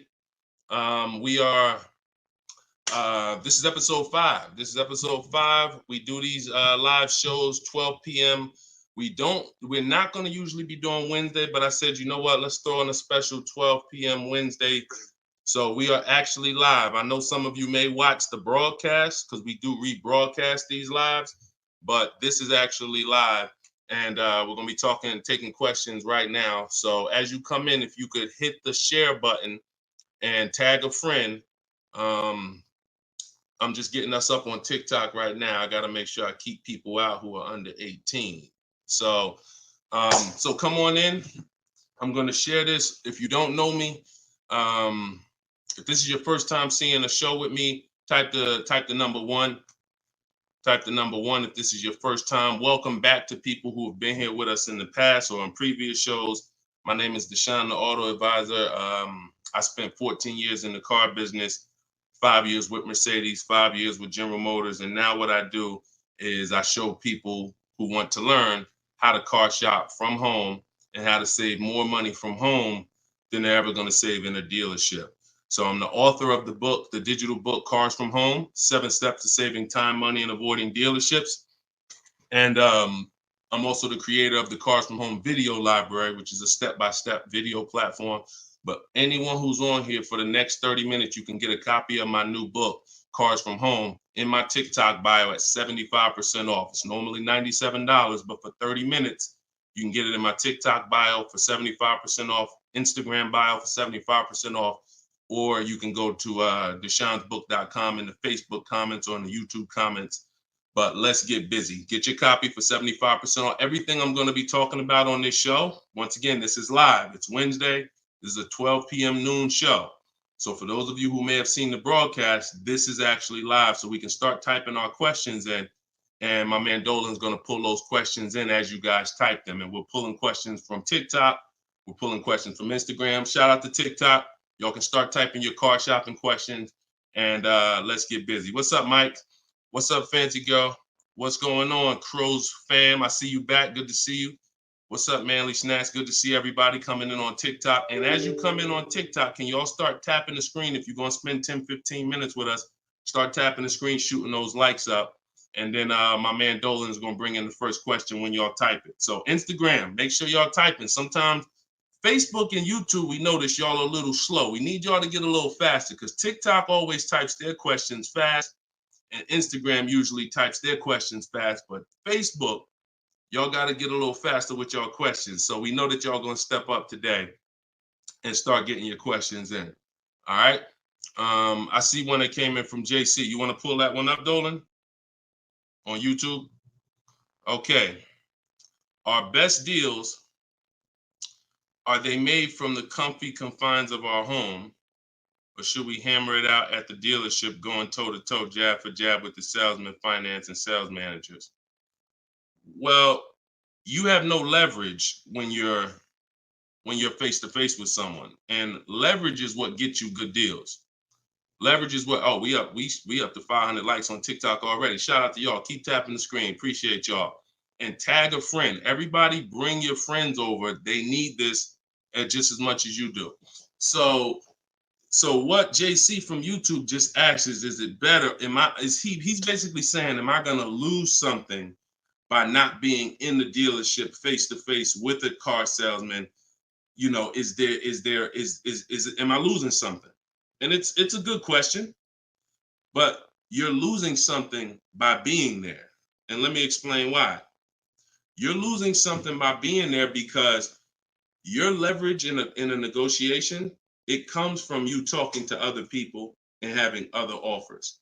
Let me give you a real example so that you can really understand that. When people are negotiating for your business, you're going to save the most money without trying. You go into the supermarket. Do you have to try to find the best deal on laundry detergent? Do you have to try to find the best deal on, anything, spaghetti sauce? No. Why? Because companies are actually hoping that you look and see that they're the best deal. Hey, look, we're on sale this week. Hey, look, choose us. They're trying to get your attention. They realize they're competing with all these other brands and they don't mind. So even with a TV, I always use a TV for example. If you go out to buy a TV right now, is anybody on here worried about overpaying for a TV in 2024? Anybody? And I always want to remind people, as you new people come on, this is live. This is Wednesday, our 12 p.m. live call. So our 12 p.m. live show. So you can ask your questions. This is not our rebroadcast. So what is anybody on here worried about overpaying for a TV? Anybody? No. Why is that? Because you already know that companies are competing to sell you a TV. Sony, TCL, Samsung, all of these companies are competing. Therefore, you're not gonna overpay. That's what we bring to car buying. In a nutshell, y'all, if I can wrap up what I'm trying to show you with Cars from Home, the reason why my brand is called Cars from Home, my book is called Cars from Home, my library is called Cars. The reason is because it's a mindset. It's a mindset. You're bringing the same mindset you would bring to shop for your TV to cars. And you don't overpay. You don't have anybody on here worried about having buyer's remorse for the TV. Look, Fancy Girl, Kiki, no. Look, RJ Newscom, no. Look, Patrice on Instagram, no. So no one on here is worried about overpaying for any of these items that years ago, we used to be worried about overpaying for TVs, but not anymore. So when you start staying at home and getting multiple offers and kill your programming that the car business has programmed you into thinking that you need to go in, then you're going to see how much money you save quicker. Okay? Who's not a good negotiator? As you come on, I want y'all to answer this question. Who's not a good negotiator? I see you, Yayo. I see you. Okay, I see you, Fun Times. Welcome, Tone Bud. Who's not a good negotiator? Just type me if you're just, Deshone, it's not my thing. I'm not really, look, Crow's fan. No, I'm not. What's up, Tom? Julia?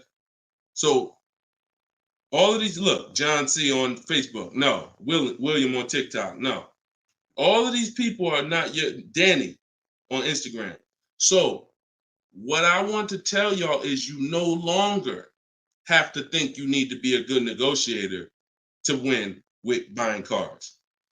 You're going to start making people negotiate with each other. And that's multiple offers. So if you're buying your next car and it's a new car, you're going to get at least 5 offers from 5 different dealers. And if you're leasing your new car, you're going to get at least 5 offers from 5 different dealers while you're at home. And if you're buying a used car, you're going to stay at home. You're going to look at the entire used car market on all the marketplaces. I teach 8 marketplaces. You need to be everywhere a used car is. These are like if you were buying a TV, to continue to use that example, you wouldn't just be on Walmart.com, but not be on Amazon. You wouldn't skip Best Buy. You wouldn't skip PC. Wherever there's a TV, you would be. It's the same thing. And y'all are going to save more money than you've ever saved, easier. This is how you take control and have your confidence, and you are empowered. Okay? So that's the answer to your question, JC. You don't lose by being at home making dealers bid. You lose by being in dealers going one-on-one. Okay, great question. Shoot the next one up, Dolan. All right, this one is Mr. Martinez on TikTok. Do they require a credit check with the request? Now, that's a good question. They'll make you think they do. Whenever somebody requests your credit for a quote, just know that that's a tactic. This is why you don't want to be in dealers talking. Remember this rule.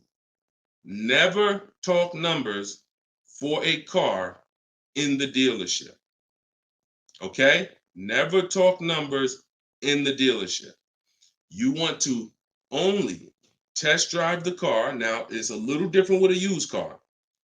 New cars, leases, never talk numbers in the dealership because you have no leverage there. It's continuing to go back. You have no leverage inside the dealership. Now, when you are requesting your quote, you're going to the dealership site. In my book, my book is called Cars from Home, 7 Steps to Saving Time, Money, and Avoiding Dealerships. Everything that I'm teaching y'all is out of one of those 7 steps. Now, when you get to the point where you're getting offers, we're not using third-party websites because dealers pay for those leads. We don't want dealers paying any extra money to a company to get in touch with us. We want to go direct to dealers' websites. This takes 20 minutes. If you do it my way, you're going to the dealer's website. In my book, I have a link to the dealers, each brand. You put your zip code in and it'll pull up all the dealers. Now, as you go to these dealers' websites, you're doing a copy and paste. Copy and paste. And now, what are we saying in that first message? What we want, what we're looking for, when we can purchase. We're not talking about numbers yet. We just want to see who has a car. Now, once we see who has a car, now my strategy that I like you to start using, and some of you who have my book, you've used it already, it's the 25 to 5. 25 to 5 is when you're connecting with 25 dealers online, and the goal is to get 5 offers. So, and the reason why we get 5 offers is because 80% are overpriced. So 4 of those 5 offers are usually going to be overpriced. That's when you know you did it right. So when we're getting our quote request, one dealer might say, oh, I can't do it without credit. One of the things we say when we're requesting quotes for a lease is assume tier 1. Now, for those of you who are purchasing, not leasing, you're going to request quotes all in, taxes, fees, everything in. Now, there are people who are going to try to knock you off your game. Some of you know, if you have my book, I have scripts for everything they're going to say, because I used to have to use these templates. You're going to hear stuff like, oh, we need you. When can we get on the phone? Can we just have a quick phone call? My script for that is, I'm going to be handling my whole process from home. I'm only going to be talking to the person who actually makes the best offer. And then you always end with a question. So you will always ask. You never want to end your communication online just end with a statement, because they're trying to get you on their agenda. You're trying to keep them on our agenda, which is, you're either going to let me know what car you have. Do you have a car that matches what I want? Second, once I confirm you have a car that matches what I want, can you give me an offer for it? That's what we want. And everything we do is to stay on that agenda. Does that make sense? When you're leasing and you're buying new cars, you have to have an agenda, because, again, I'm trying to teach you, I want you shopping with strategy. I've been doing this, helping people since 2021. We've helped over 8,000 people, probably 6,000 with my book, another 2,000 with our video program. So this, we know, works. I'm not telling you something that I'm hoping works for you. You just have to do it. But what you're going to have to do is stick to the agenda and realize that my only two purposes is to find out, does a dealer have a car that matches what I want? And can you make me an offer on it? That's it. And now I have scripts in my book that do that. For all of you who just came on, this whole show is sponsored by my new book, Cars from Home. And you can get your copy for 75% off. It's normally $97. It's a digital book, because I need to update it as things change in the market. And if you got a print book, if I printed a book and now I mailed you a book, now you got the book and it works now, but when you go to use it a year from now, some things may change, some websites may change and whatnot. Now you got to buy another book. So this book is a one-time, you get upgrades as I upgrade it, and I probably updated it at least 4 times since I launched it.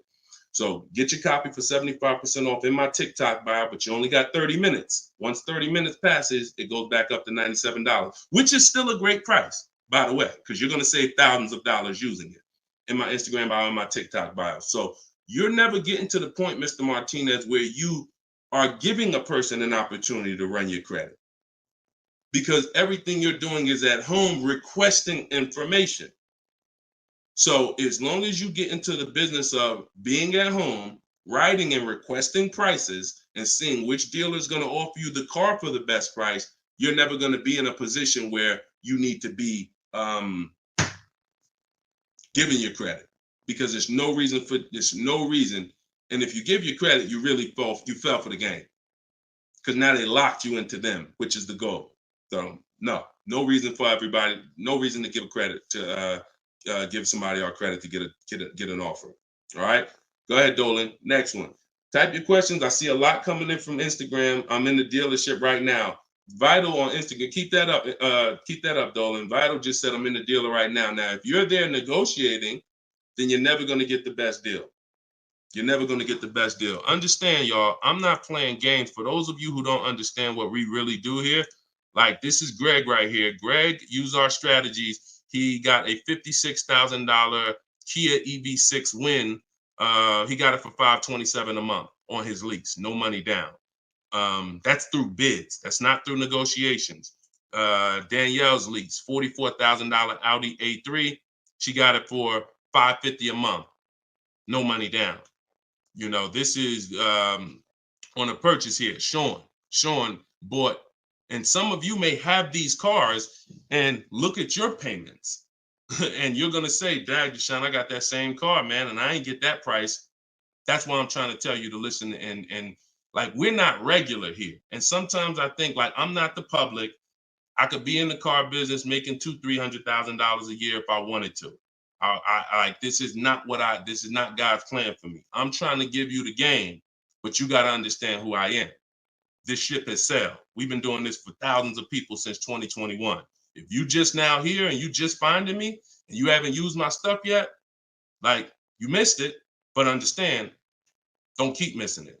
This Sean, he got this F-150 Lightning XLT $73,000 truck, brand new truck. He saved over $20,000 getting bids my way. And the people who learn from me, they're never going back to the old way. They're never going back to negotiating and dealing. It only take one time for you to use what I'm telling you and see how quick you buy cars and see how much money you save to realize, oh shoot, I'm never going back to that old way of car shopping again. All right. So if you want to do it, you need to leave that dealership. Unless you're just there to test drive, that's different. So Instagram. Considering leasing a car, but feels like it will keep me constantly having a car payment if I choose to keep leasing at the end. Could you please explain the strategy to leasing versus financing? Absolutely. So when you're leasing, so this is a great question. Somebody said, look, if I lease, I'm going to always have a car payment. That's absolutely true. And so there's two totally different ends of the spectrum, y'all, when we look at how we acquire cars and get the best deals on them. One is a lease. My goal is to drive a new car, always under warranty in most cases, except if I'm a high mileage driver. I'm paying pennies on the dollar compared to somebody purchasing like that same car that Greg got. He's paying $527 a month. That same vehicle would be, it's a $56,000 car. That same vehicle will be $1,000 a month on the car note, at least on a 6-year car note. So I'm paying pennies on the dollar. I just had somebody today, he's going to pick up a brand new Kia Telluride. He got a payment of in the 400 range of $42,000 Kia Telluride. Once he negotiated it, he decided he was going to put $2,500 down because he wanted his payment where it was. But he already had a ridiculously low payment. It was like a 1.1% lease deal on a Kia Telluride. I told him, I said, you know that same Kia Telluride, $42,000, that would cost about $800 a month to purchase? He said, yeah, I know. I used to buy one. I used to buy mine. He actually had one. It got totaled. So he knows how much he was putting into that vehicle before he actually figured out he's not an 8-year person. So if you're not keeping your cars 8 years, you should be shopping for aggressive lease deals because it's pennies on the dollar. And we shop with bids because it's easy. It's fun. We're in control. And that's the way we do it. Now, the other side of the spectrum are long-term vehicles that are going to be what we call a keeper. If anybody who has a keeper in their household, type a K. If you have a vehicle in your household right now that you've had for more than 8 years, type a K. Type a K. Type a K. As you come in, y'all, if you're on Instagram, could y'all hit that paper airplane? It looks at the bottom of the screen. It allows you to share this broadcast with your friends. And could everyone who shares, could you share this broadcast? It does help. It matters. And I'm never going to stop asking for it. And I'm never going to stop appreciating the people who share. I appreciate you guys. And your friends will appreciate you more than anything, more than even I appreciate you. When you tag a friend who doesn't know me and they're car shopping, they'll appreciate you more than even I appreciate you. So, okay, all right. So we got John on on Facebook. We got Michael. We got hold on, let me see. Acura MDX. Rob Korn got an Acura MDX on Instagram. He's had it 195,000 miles. So these are what we call Derek on TikTok, Donald on TikTok. These are what we call keepers. These are vehicles that, again, someone asked a question about understanding if I always have a car payment, if I lease, can we please explain the strategy of leasing versus financing? I just told you the benefits of leasing. Now, all those benefits come at a price. Now, the other side of the spectrum is the long-term keeper vehicle where now we have outlived depreciation because the unseen expense is the one that's killing you. The unseen expense is depreciation. When you buy your car today for $30,000, tomorrow it's not worth $30,000, right? Tomorrow. You can buy a car today for $30,000 and bring it back to the dealer tomorrow. They're not just giving you your $30,000. You've lost money in one day. That's depreciation. Now you can sit that car outside your house and you can have that car. You don't drive it 1 mile. You never even touched it. And you go out there and a year later, is it worth $30,000? No, right? You never told, but Deshone, I didn't even drive it. But you understand, it's not worth $30,000 anymore. It sat there for a year. Now it's probably worth $24,000. That's depreciation. So some of you have been trained to think, oh, well, I buy my cars because I don't want to pay for the mileage. What I'm trying to get you to understand is when you understand depreciation, you're going to see not only do you pay for the mileage, whether you buy or lease, you pay for the car whether you drive it or not when you buy. Does that make sense? Type clear if y'all are clear so far on this, on these principles. Because it's bad information that's been fed to you for all these years that, oh, you know what? I like to drive as much as I want. Oh, I like to do everything and I don't want to pay for mileage, so I'm going to buy. But what you're seeing now is, oh, shoot. If I drive no miles, my car's worth less. If I drive average miles, my car's worth even less. If I drive high miles, my car's worth even less. Depreciation. It's the unseen expense. So now our goal with purchasing the right way and picking whether I'm going to shop for great lease deals or whether I'm going to be a long-term keeper is to avoid where the depreciation loses us the most money. The most money. Look, right here, 3, 4, 5, 6 years, you're losing the most money. This is when you don't want to have bought your car and replaced it, because you're losing thousands and thousands of dollars every year. And now many of you have been taught it's okay to switch cars while you're in here, dropping. But going back to the keepers know, all right, I'm switching cars when my value is like this, my depreciation. So all of you who said out there that you got a car that you've had for 8 years, 10 years, 12 years, now you're gonna, here's what proves to you what I'm saying is true. The keepers, which is why I'm trying to get you guys out of that middle, all you 3, 4, 5 year people, 6 year, 7 year people that do not lease. You don't keep your cars long enough to outlive this depreciation, but you don't lease. You're losing the most money by far, thousands and thousands of dollars every car you buy in resale value, because you flip cars, try to trade them in while you just lost thousands and thousands of dollars. So on the other end, those of you who said, Deshone, I got a keeper outside, if that car today is worth $5,000, a year from now, it's probably going to be worth $4,800. That means you're no longer losing value like this. You're only losing value little by little, and you've outlived the depreciation. So your goal when understanding should I lease or buy is like, Deshone, okay, how do I avoid this? Well, if you're not keeping your car 8 years, you should be shopping for leases. Everyone who told you otherwise was wrong. I'm not going to say they were malicious, but they were incorrect. And unfortunately, I call them confidently incorrect. Dangerous.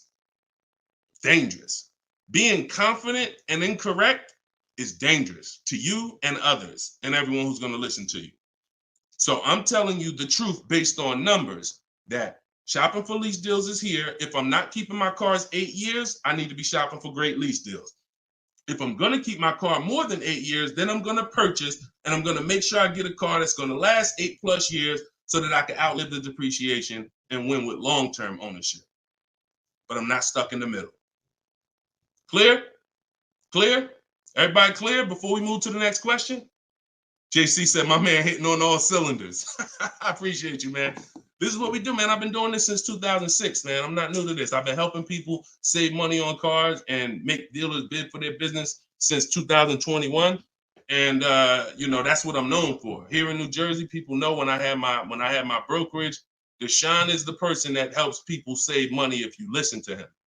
If you don't listen to me, God bless you. I wish you the best. All right, so for all of you, cue the next question up, y'all. For all of you who just jumped on, this whole show is sponsored by my new book. Everything I teach is out of my new book. It's called Cars from Home, 7 Steps to Saving Time, Money, and Avoiding Dealerships.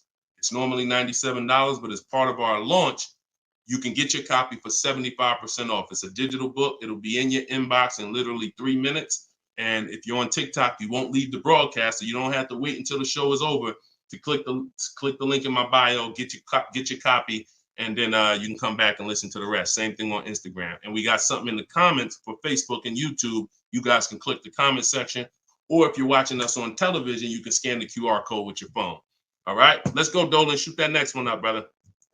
Let's keep these questions coming, y'all. Keep typing them. And again, we're live right now, Wednesday. This is our Wednesday 12 p.m. live stream. I want to make sure I keep saying that because we broadcast these shows all day long so that some of you could tell your friends if they missed the live show, they can still see the broadcast. But right now, it's Wednesday, and this is our 12 p.m. live. So ask your questions. This ain't a rebroadcast. JC said, could you please share with us your insights on how to best eliminate dealer add-ons, addendum lists from the deal? Example, windows etching, low jack, nitro in the tires, Scotch guard. Okay, you name it, whatever. I always say this, and I have a video that has done well. It's been seen by several people, and it says we don't negotiate with dealers with fake fees. You can see what I need you to know is 80% of dealers are overpriced. 20% are trying to beat their competition and they don't mind competing. These are the best people in the world. These are the people you want to find and buy from. But there's 17,000 new car dealers in this country. There's 100,000 used car dealers in this country. Somebody tell Isaac on TikTok that we just answered that question. So if there's 17 million new car dealers in this country, 17,000 new car dealers in this country, and 100,000 new car dealers, used car dealers, and 80% are overcharging, then you need a strategy to find the 20%. That's another reason why you cannot walk into a dealer and think you're going to get your best deal, because you don't know. You have a much higher chance of finding an 80% than you do a 20%. Does that make sense? It's more than likely when you walk into a dealer and you request a quote or you request an info, even the dealer that you've been buying from, they're going to say, it's more than likely you're dealing with an 80% dealer just based on the sheer numbers. It's not 50-50. And like I said, I've worked with 8,000 people since 2021. We have the data to show this is not 20% is who you're looking for. That's who we're looking for. So what we do is we need to sort for them. We're not looking to walk in. We're looking to stay at home and sort for them. The 80% are going to do what the 80% do. To answer your question, JC, I'm not interested in getting an 80% dealer to take off their fees because that's not what they do. Thanks, Carter's dad. That's not what they do. They charge fees. People pay fees. People who walk into them and buy the old-fashioned way. Your friends. Some of my friends who don't know me, most of my friends know me though now. So, pretty much everyone that knows me in real life uses what I teach. But some of your friends, pretty much any of your friends that ain't doing what we teach, they're out there walking into dealers. And the 80% are going to do what the 80% do as long as people keep paying it. As long as people, all right, man, well, look, you're going to have to take some of that off. It's made up to begin with.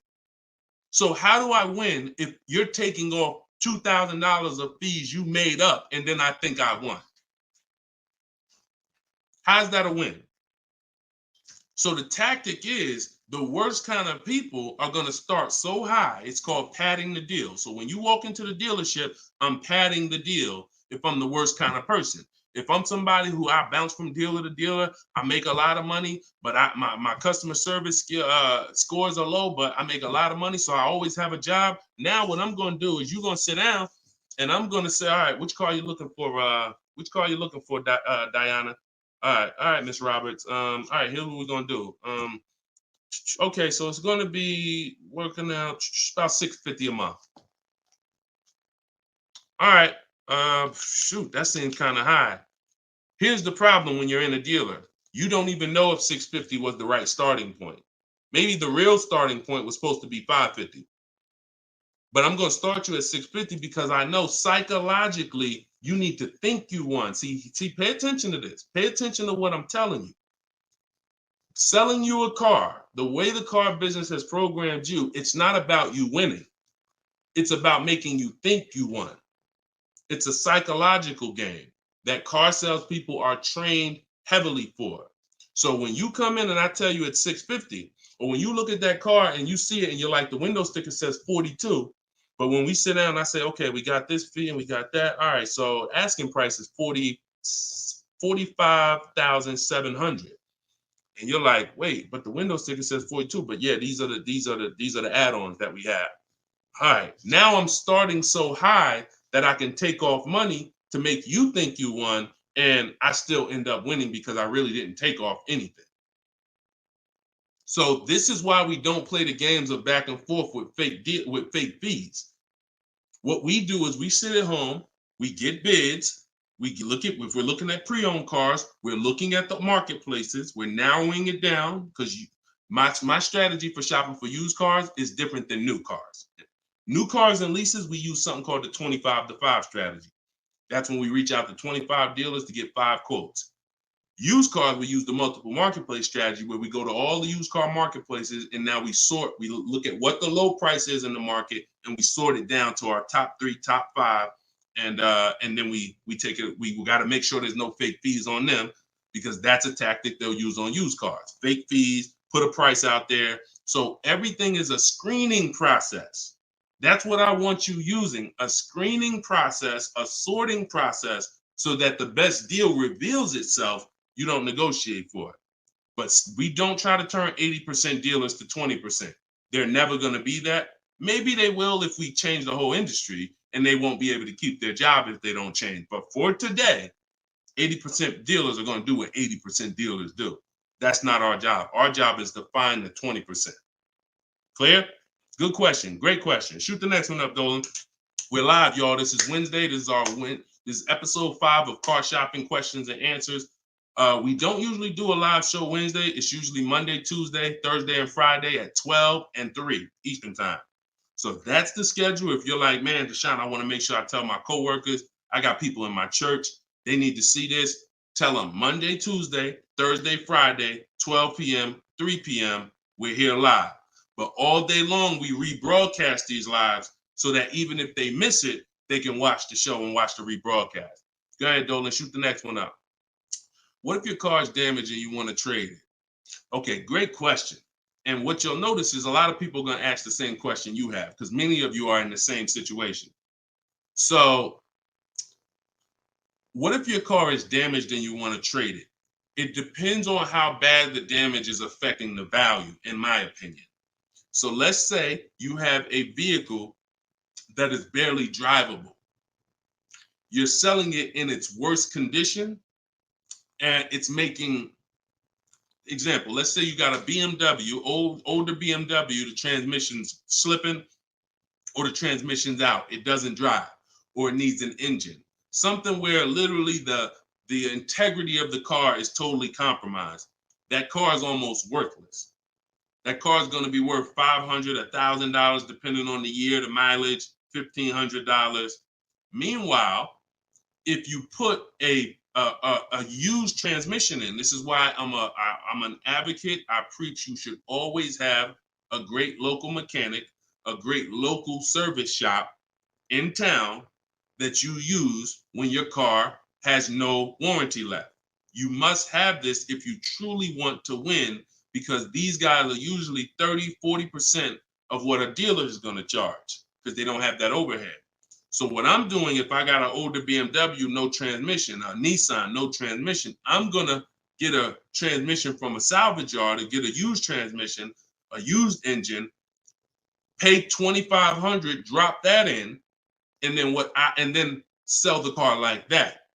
And I can tell you that that's what my father did. Like, my father bought a GMC Envoy 2009, maybe 4 years after he bought it in 2013. So it was 4 years old when we got it for him. Then maybe 3 years after that, the engine went. So he got a used engine. He's been driving that car since like 2017 with the used engine, and he's getting ready to sell it, and he'll probably get $4,000 or $5,000 for it on Facebook Marketplace, because he's a low mileage driver. So you see how literally he could have went from switching a car when it was in its worst condition taking a loss for it versus investing the right money with the right person, getting the right engine, right transmission, drives it for a couple more years, and then can still pull a couple $1,000s out of it. Y'all clear? Y'all see how? Y'all see how? Type dollar signs if you understand that. That's the win right there. Not taking the loss and saying, all right, let me just get out of this car, it doesn't drive, and just taking the L. Big financial loss. Now, if you don't have major damage, then I wouldn't say fix it. If you're gonna go and you got a couple nicks on the car, then it might cost you $500-600 to get the nicks touched up, but then the value of the vehicle only changes by $500-600. So it was really a wash. You put 500 out, the car's worth 500 more. You want to only repair stuff that when you spend the money, you get double back what you spent. I put 2,500 in, it increased the value of my car by $5,000. And that's typically my opinion and my rules on how I like to operate when it comes to damage. Yes, I'm actually live right now. And why is your name the Auto Advisor? We got the Auto Advisor on TikTok. Go ahead, shoot the next one up, Dolan. All right, this one from YouTube. Alberto Romo. My car has some equity. Dealer called me if I want to trade it for a new one. Car has less than 30,000 miles. Should I do it? Who's getting calls from dealers right now begging them to come in and look and let them buy your car? Who's getting calls? Who's getting emails? Who's getting letters right now from dealers? Fancy Girl Kiki said me. You're getting calls. You're getting calls. You're getting emails. You're getting letters. Hey, Ruben, we'd love to buy your car right now. Hey, Isaac, we could get you out of your car early. Come in right now. A lot of you, right? I see a lot of you. The reason that's happening, look, he's saying lock on Instagram, me. So the reason this is happening, y'all, is because they're depending on you letting the dealer be your first offer for your car. Now, see, dealers know they're getting outbid right now. They're not able to buy as many cars as they used to because people are getting used to, I mean, it's almost a curse word in my book. We don't use this word. We don't use the word trade. And some of you who have seen me in the past, you know we don't use the word trade. There's only one scenario where we need to trade, and that's if we have too much negative equity. The reason why we don't trade is because trading is not a bidding system. There's 3 transactions that you've been trained to give to a car dealer. One is buying a car from them. That's its own transaction. I bought a car from you. The second is getting the loan from them. That's another transaction. I got a loan from you, because there's other companies out there that only give loans. They don't even care if you buy a car. They don't sell cars. They give loans. That's a clue that there's money in the loan business. Now, the third transaction is people who want to buy your car. When you give your car to the same dealership, you gave them your old car, that's one transaction. You gave them your loan, that's another transaction. And you gave them the purchase of a new car from them. That's 3 transactions. And most times you didn't get bids on any of them. That's how you're losing money. You're probably losing $2,000 here, probably $1,500 on the loan, and then maybe another $1,000, $1,500 on your car that you gave to them. Hidden money. See, I'm not just here to teach you how to car shop from home the right way, strategically using my system. I'm also here to reveal to you the hidden money that you haven't seen in your car deals. So you got to stop doing combining transactions. That's why we don't trade. We get offers in my book, step 2. My book is 7 steps. Everything I teach is 7 steps. Those 7 steps won't change. First step is most important question. That's leasing versus buying. How many years you keep in the car? Second step is equity assessment. I need to get offers for my current car, my current lease, see if I have any equity, see if I can break even, or see if I have negative equity. Third step is deal structure. I need to find out how much this car is supposed to cost if I get a deal on it. I'm budgeting for a deal.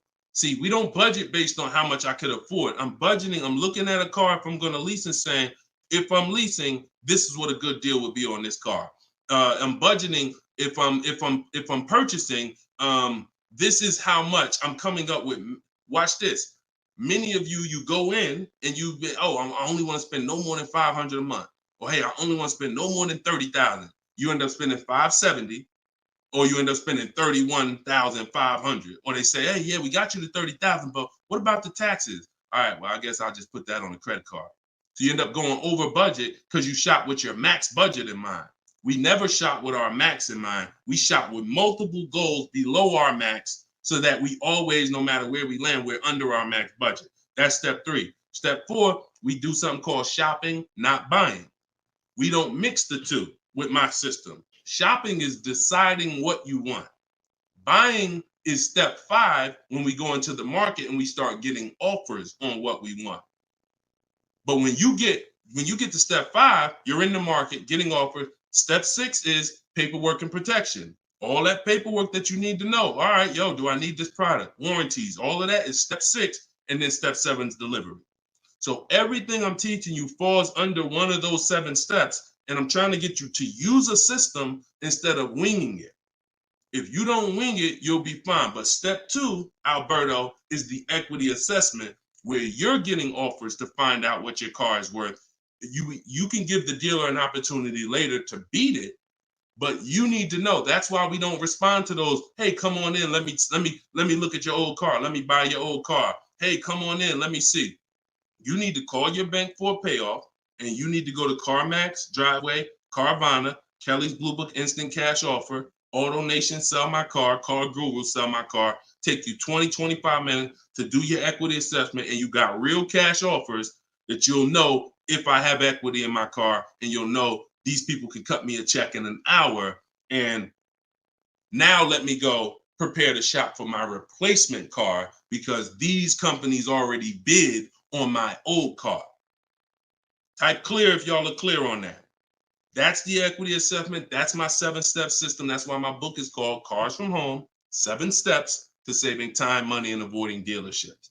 All right. All of you could get a copy. You could get your copy for 75% off. It's normally $97, but as part of our launch, you can get it in my TikTok bio for 30 minutes for 75% off. Once the timer goes back up, once the timer expires, it's back up to $97. So get your copy before the timer runs out. Same thing with Instagram. Go to my Instagram bio. You'll have it 3 minutes and you come back to the show. And if you're on Facebook or YouTube, we got links in the comment section for you. All right. Great question, though.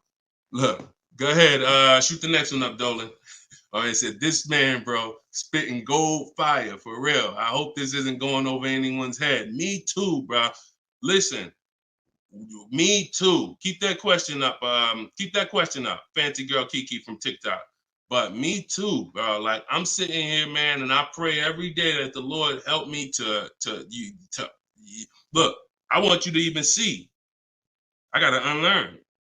That's why I represent this brand. I got to unlearn. Like, I have been programmed, and the people who programmed me have actually programmed me because they make more money by me staying programmed. So some of you, it's unfortunate, are not going to spend $24. You're not going to spend $24. Now, I had people get the book for $97. It's people that might be on here that say, man, I got the book before we even had this sale. $97, but some of you are not going to spend $24 to get the book. But you want to go into a 5-figure transaction, a 5-figure, $10,000, $50,000, $100,000. Some of you who are buying luxury vehicles and exotics transaction, but it's something about not, and that's just unfortunate. All right, fancy girl Kiki from TikTok. Is it true that you can have your down payment go towards your payments? So all right. So when we're working out our loan, again, this is still combining the loan and the purchase of the car. Because when you're actually trying to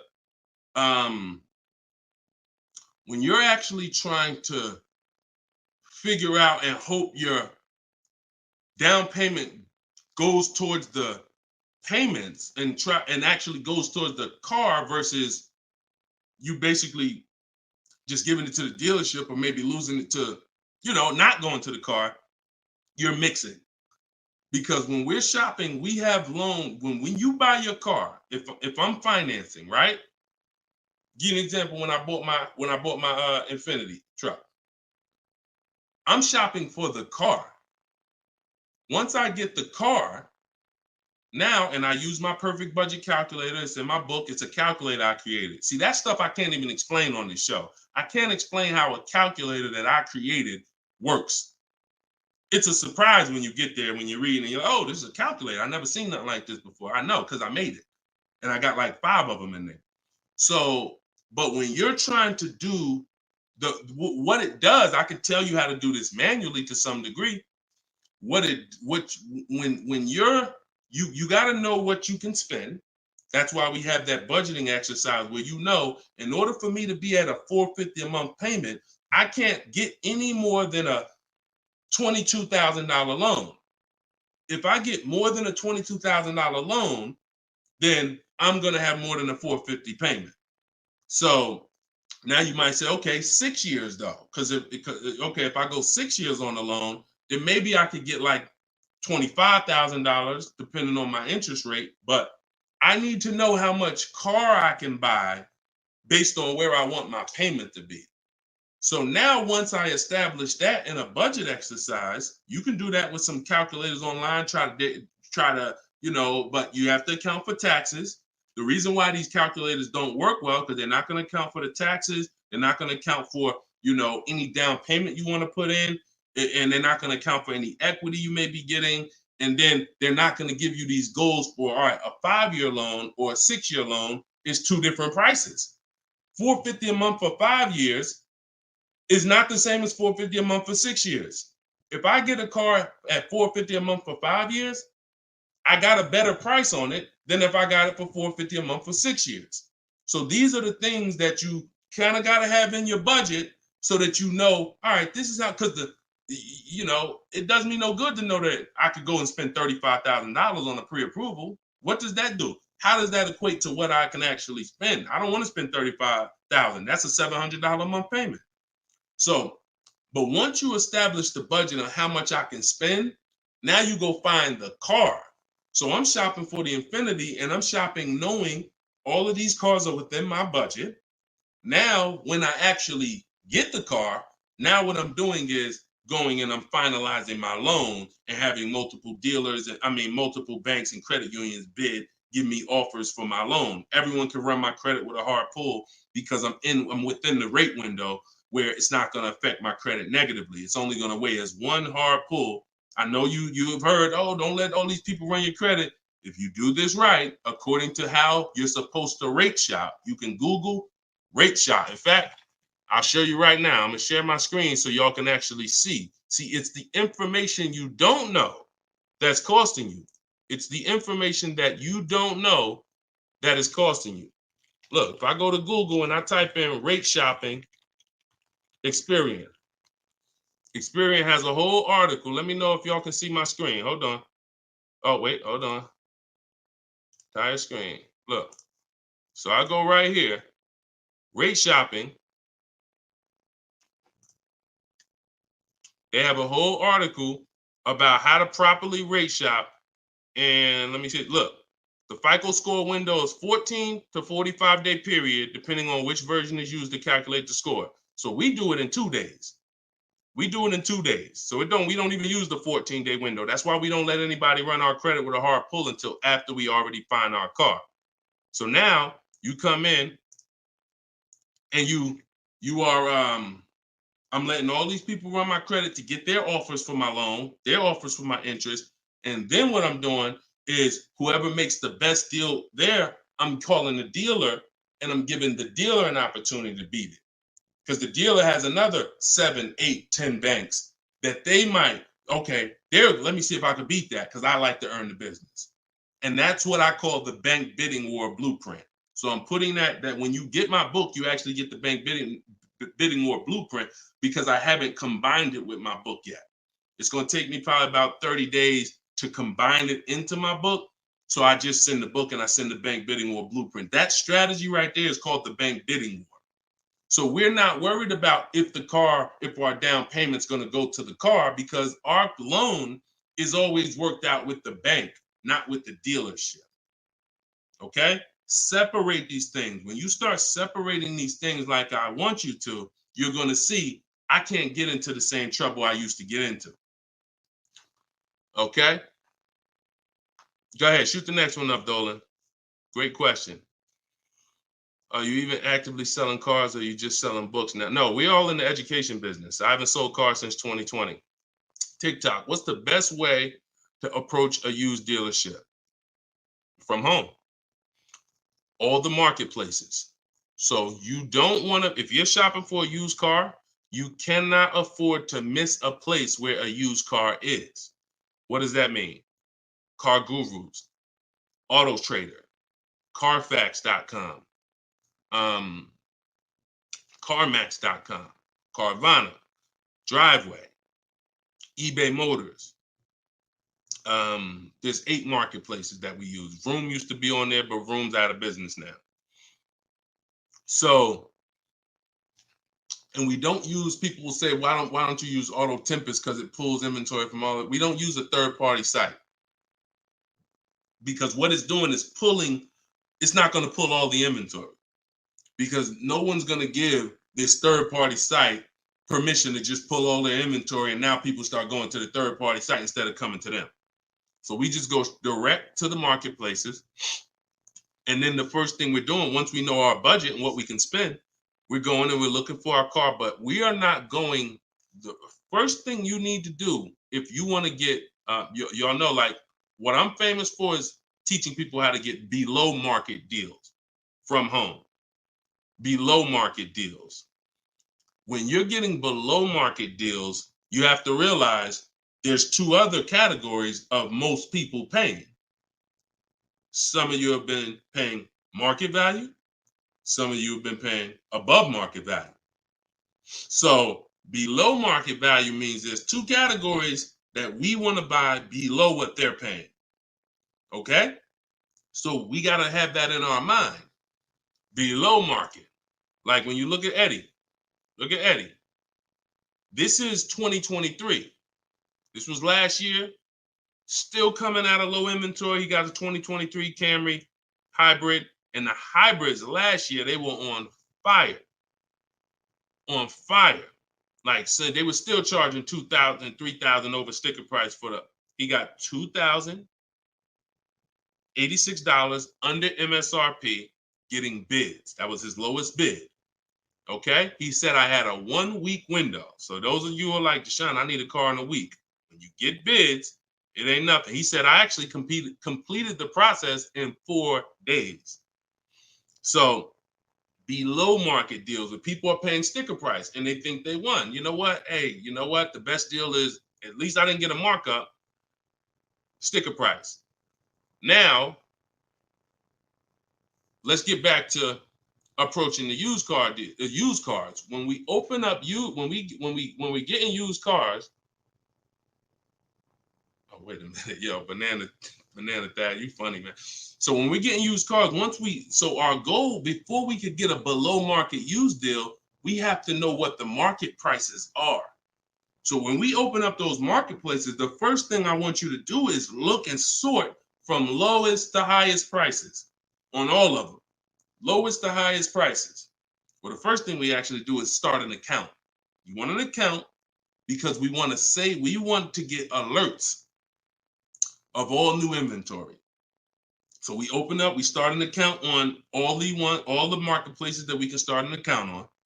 Now we're going to look and sort from lowest to highest, and we're going to look and see what the low side of the market is.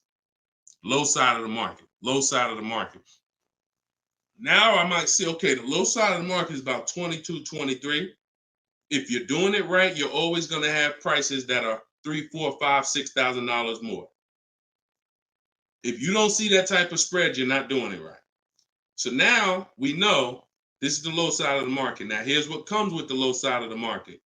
Bad Carfaxes, frame damage, salvage titles, sketchy history, Damaged cars, that's good. That's what comes with it. What we're looking to do is see where those cars are priced at, and we're looking to be right above them. And from there, we have a particular system of how we're going to sort based on title history, service records, extremely important. We will not buy a used car without great service records. Then we go to accident history. There's a couple different types of accidents: serious accidents, airbag deployed, vehicle towed. All of this is serious accident. I appreciate you, JCAA. Shout out to the sharers on TikTok. Now we go to, then we need to verify there's no bogus fees, because that's a narrowing down. Now that'll narrow us down to like a top 3, top 5, top 7. But some of those vehicles are going to have bogus fees, guaranteed, guaranteed. And this is not always happening day one. That's why I don't want you waiting until you need a car to go shop. I want you in the market early, a month, 2 months, 3 months before you need a car, so that you can watch the market. And when you can watch the market, you have much more leverage. You have much more flexibility. You can say no. You can see where the price trends are, and you can get alerts. Many times, it's the alerts of the new cars that's going to be the car you take down. Because when you once you know the low side of the market, now you're getting alerts. Every new car that hits the market, boom, soon as it hits, I can look and see, oh, that's priced on the low side. Now I look, oh, shoot, frame damage. Oh, shoot, salvage title. Oh, shoot, whatever. And eventually one pops up and you're like, oh, good Carfax. Oh, good title history. Boom. And now we're preparing to get ready to take that car off the market. We can't test drive used cars until we're ready to buy them, though. That's the only reason we can't do 100% of our used car deals from home, ever. New car deals, we've had people throughout, use my book, in my course, everything. 100%. Dealer delivers the car. That can happen. New cars and leases, 100%. Used cars, we can't. You must go to the dealer. You must see the car. You must drive it. And then that's when you're taking that deal across the finish line right then and there. Okay? That's a overview of what I call my multiple marketplace strategy. If you do that, you win. I mean, there's no guarantees in life. So I'm not here to guarantee, but I am here to say, you haven't had strategy. When you're using strategy and boundaries, you haven't had boundaries or strategy. You add boundaries and strategies to your car buying, 99 times out of 100, you're going to win more than you used to win. All right? Go ahead, Dolan. Shoot the next one up. Does your book teach how to sell and grow? I don't really know what that means. Sell and grow. This one's from TikTok. Do I get a discount for paying cash for a car? No. I know a lot of people told. Who was taught you get a deal for paying cash? Type a $sign if you were taught you get a better deal for paying cash. I got the book, the cheat sheets, awesome. Service connected. Don't use the cheat sheet. If you got the book, scrap the cheat sheets. The book is the nuts and bolts. The cheat sheets is an overview. I see you though. Use it. Win. So, all right. So you got Gina VL. You got I don't want to butcher your name, so I'm not even going to try. I see you on TikTok, though. I see Cozy Boy Nesto on Instagram. Okay, Monty. So my question was, who was taught you get a better deal by paying cash? All right. Now, I said type a $sign if you've ever heard this. Now, I don't want you operating with bad information. Let me tell you where this came from. And remember what I said earlier in the show. Earlier in the show, I told you, the car business is not about you winning. If you win, great, but it's about making you think you won. And I can only make you think you won based on what you tell me you need in order to feel like you win. So if you come in and say, listen, man, I'm paying cash, man, y'all got to do something better for me. I'm not going to sit here and tell you, well, you don't get a better deal for paying cash. Now, I would tell you, listen, I'm going to be honest with you. You can get this price whether you pay cash or not. So, like, there is no, but somebody who's like not going to be willing to go and tell you that, they're going to make it look like, all right, I got to make you think that the deal I'm giving you is because you pay cash. This originated from when dealers used to finance cars. There are still people And you may be one of them who think the dealer owns your car after you get it. That's why there are people who say if they can't afford a car, they say, man, I'm gonna get a dealer back their car. It's not their car anymore. Unless you're dealing with like a buy here, pay here place where they're actually extending the loan to you, it's not the dealer's car anymore. But back in the past, dealers used to extend loans. They would hold the financing. So if you offered them all the money up front, it was an incentive for them because they knew it guaranteed they get the money now. And it also saved them interest. It saved them, if they were holding the note, then they're still technically paying for that car. And they're like, okay, I could save you another $1,000, $1,500 because you're going to give me all the cash up front. It's not like that anymore. It's not. It literally from the time you leave, the dealership is funded in full in hours. Like by the time you drive off, wire transfer, the dealer is funded for the car. The funds come from Bank of America, Chase, TD, M&T Bank, whoever it comes from, wired to the dealer. From that point, it's between you and who? Who's on the title? Who's the ones calling you if you don't make the payment? Who's the one setting up the car to be taken if you don't make the payment? It's not the dealer, right? It's the bank. So it's always between you and the bank from that point, which is why you don't get an exactly life experience. You're not getting a better deal paying cash. And that's just because that's the way it's set up. Now, the rare exception that you may see, and this doesn't happen a lot, sometimes there's like a low interest rate. Like when I was with General Motors, we might have like all right, you could get 0% interest, or you could get a $5,000 rebate. Only on a new car though. But you can't do both. So if you had somebody who could pay the cash, maybe if they save more money by taking the rebate than they would if they were to take the loan. So in which case, you're not getting a better deal because you're paying cash. It's just an incentive to, you're getting a rebate. But so those are these are very rare circumstances. So I just don't want you going in and telling you that you heard that from me. And I'm just telling you that's the truth. Like that is the truth. And when you really look at how banking works and how dealerships work and the fact they don't own the car, you'll understand there's no incentive to you paying cash at all. And if you're not investing your cash, see, I want you to also think about what you're doing with your money. Because if you want to pay cash, God bless you.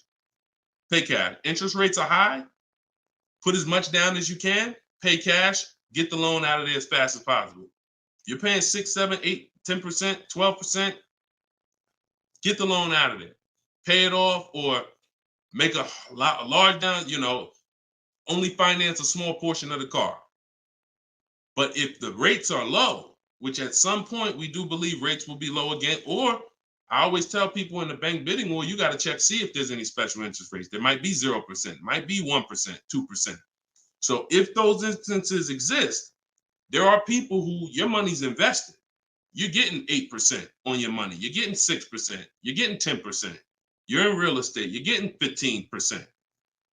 It makes no financial sense to take that money that's earning money for you out and put it into a car that is going to lose money for you. That $20,000, $50,000 you put in the car is going to be worth half of that in 3 and 4, 5 years. 5 years, it'll be worth half. So these are the things I talk about. I don't believe in one size fits all car advice, y'all. That's why I'm always saying it depends on this situation. If you're this type of person, if you're keeping your cars 8 years, you should be buying. If you're not keeping your cars 8 years, you should be selling. You should be leasing. A lot of people think, okay, Deshone, you talk about leasing a lot. I talk about leasing for people who are not keeping cars 8 years because they've been taught that they should still be buying. But I'm putting you in the strategy that's custom to your life versus what you've been hearing, which is people telling you, hey, do what I do. Only buy used cars, pay cash for them. Now, that's your situation. So anyway, so all of this is out my book. Cue the next question up, Dolan. We got a couple more minutes and then we'll wrap. All of this is in my new book, Cars from Home. It's called 7 Steps to Saving Time, Money, and Avoiding Dealers. Normally $97. You can get your copy for 75% off for 30 minutes. It'll be $24. And everything I teach is in there. You know, everything that my video my students in my video course have had, my coaching. This is the same 7-step strategy that we use to get these below market deals. And I've been showing them throughout the show. So if you just jumped on, like we've been showing these deals throughout the show. All right. Go ahead, shoot the next one up, Dolan. How can we eliminate dealer ad? Oh, we did that one. Yeah, we did that one from YouTube with the dealer add-on. This one's Dakota from YouTube. I have a Malibu Chevy, still drives good. However, the dealer is banged up as well as a few scratches. The door is banged up as well as a few scratches. I mean, if it's cosmetic, if it's banged up, I won't worry about the few scratches because the few scratches is really what's normal.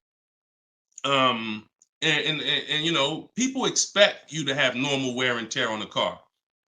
Some people think, hey, if I have a, you know, even with leasing, you're allowed to have wear and tear, a couple nicks, dings, they allow that. They don't expect you to bring the car back perfect.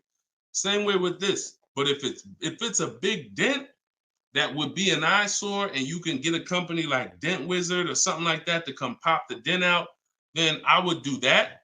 That might be $200, but it might make a buyer pay, you know, $1,000 more for the car. Because if I come and I see the doors banged up, I probably want $1,000 off depending on what you asking. But if I come and see you done smoothed it out, now you could ask, and I'm less like, you know. So that stuff that you can put a little money in that gives you a bigger return when you go to sell a car. Okay, in my opinion. Okay, show and tell. I have the book. Is Maps Academy different?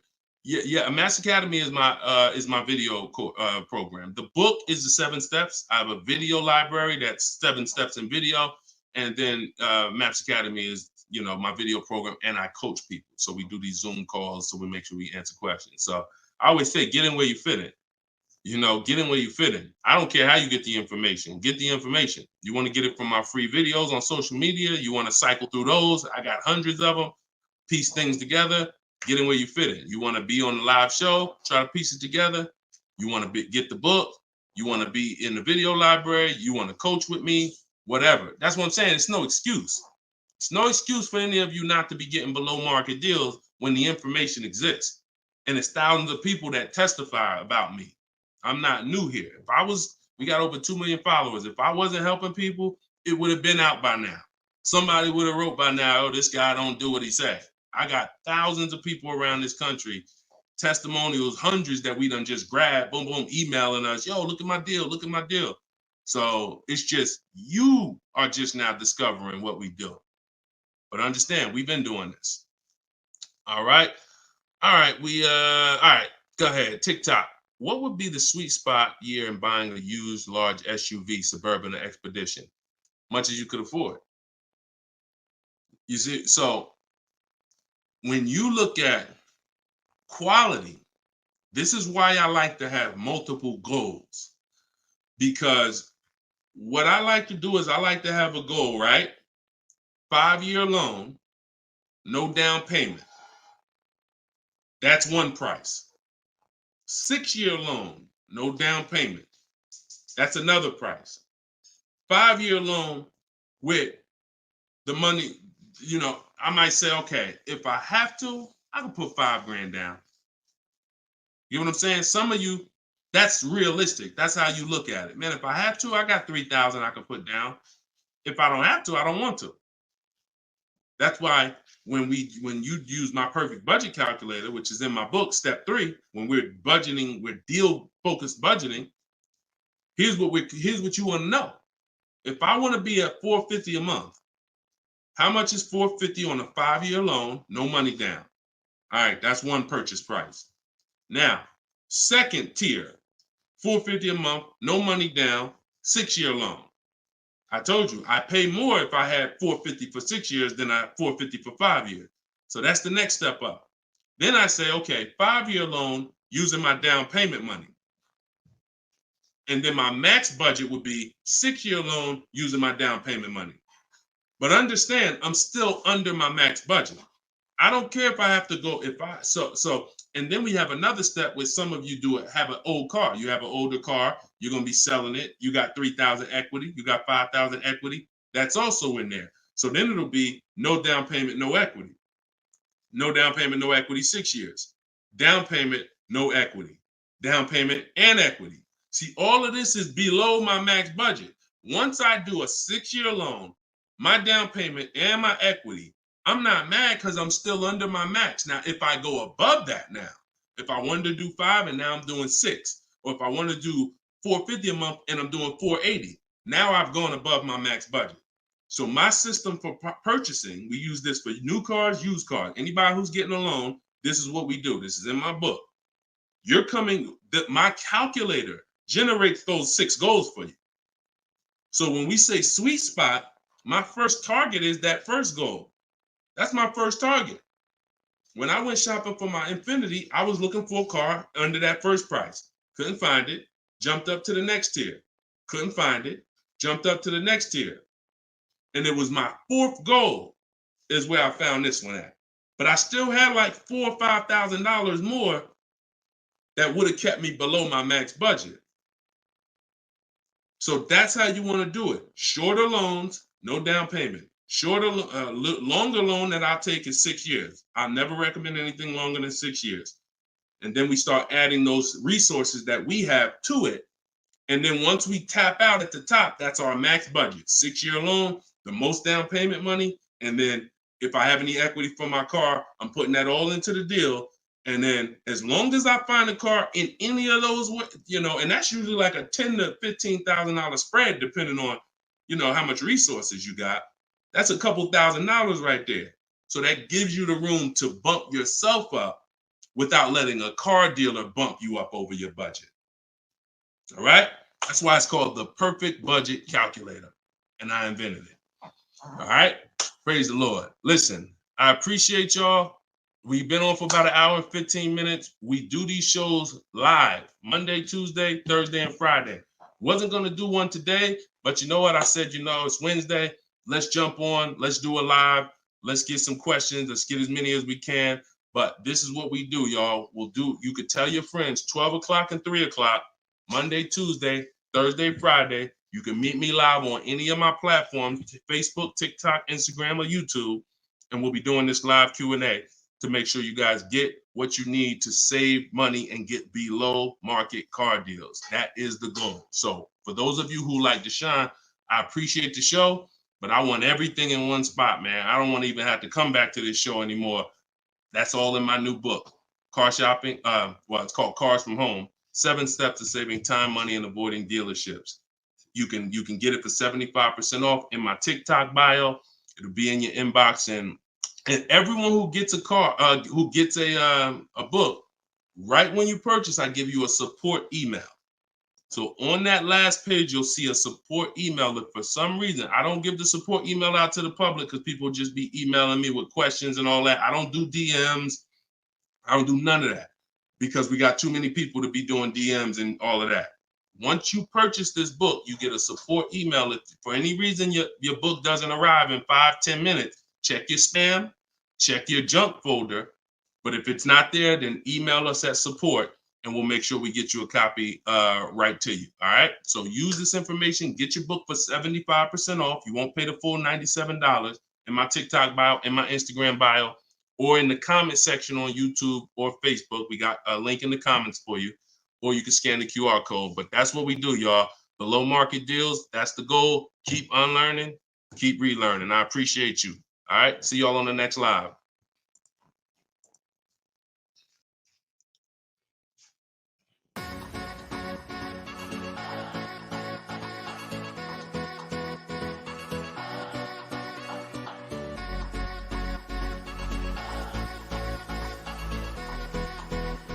The worst possible thing you could say when you walk into a car dealership. I spent 5 years with Mercedes-Benz, 5 with General Motors, and the worst thing a person could say when they walk in is if you could just get me to this payment, we got a deal. So your loan's probably still like 19, which means you got to pay to get out. You're upside down. It's called negative equity.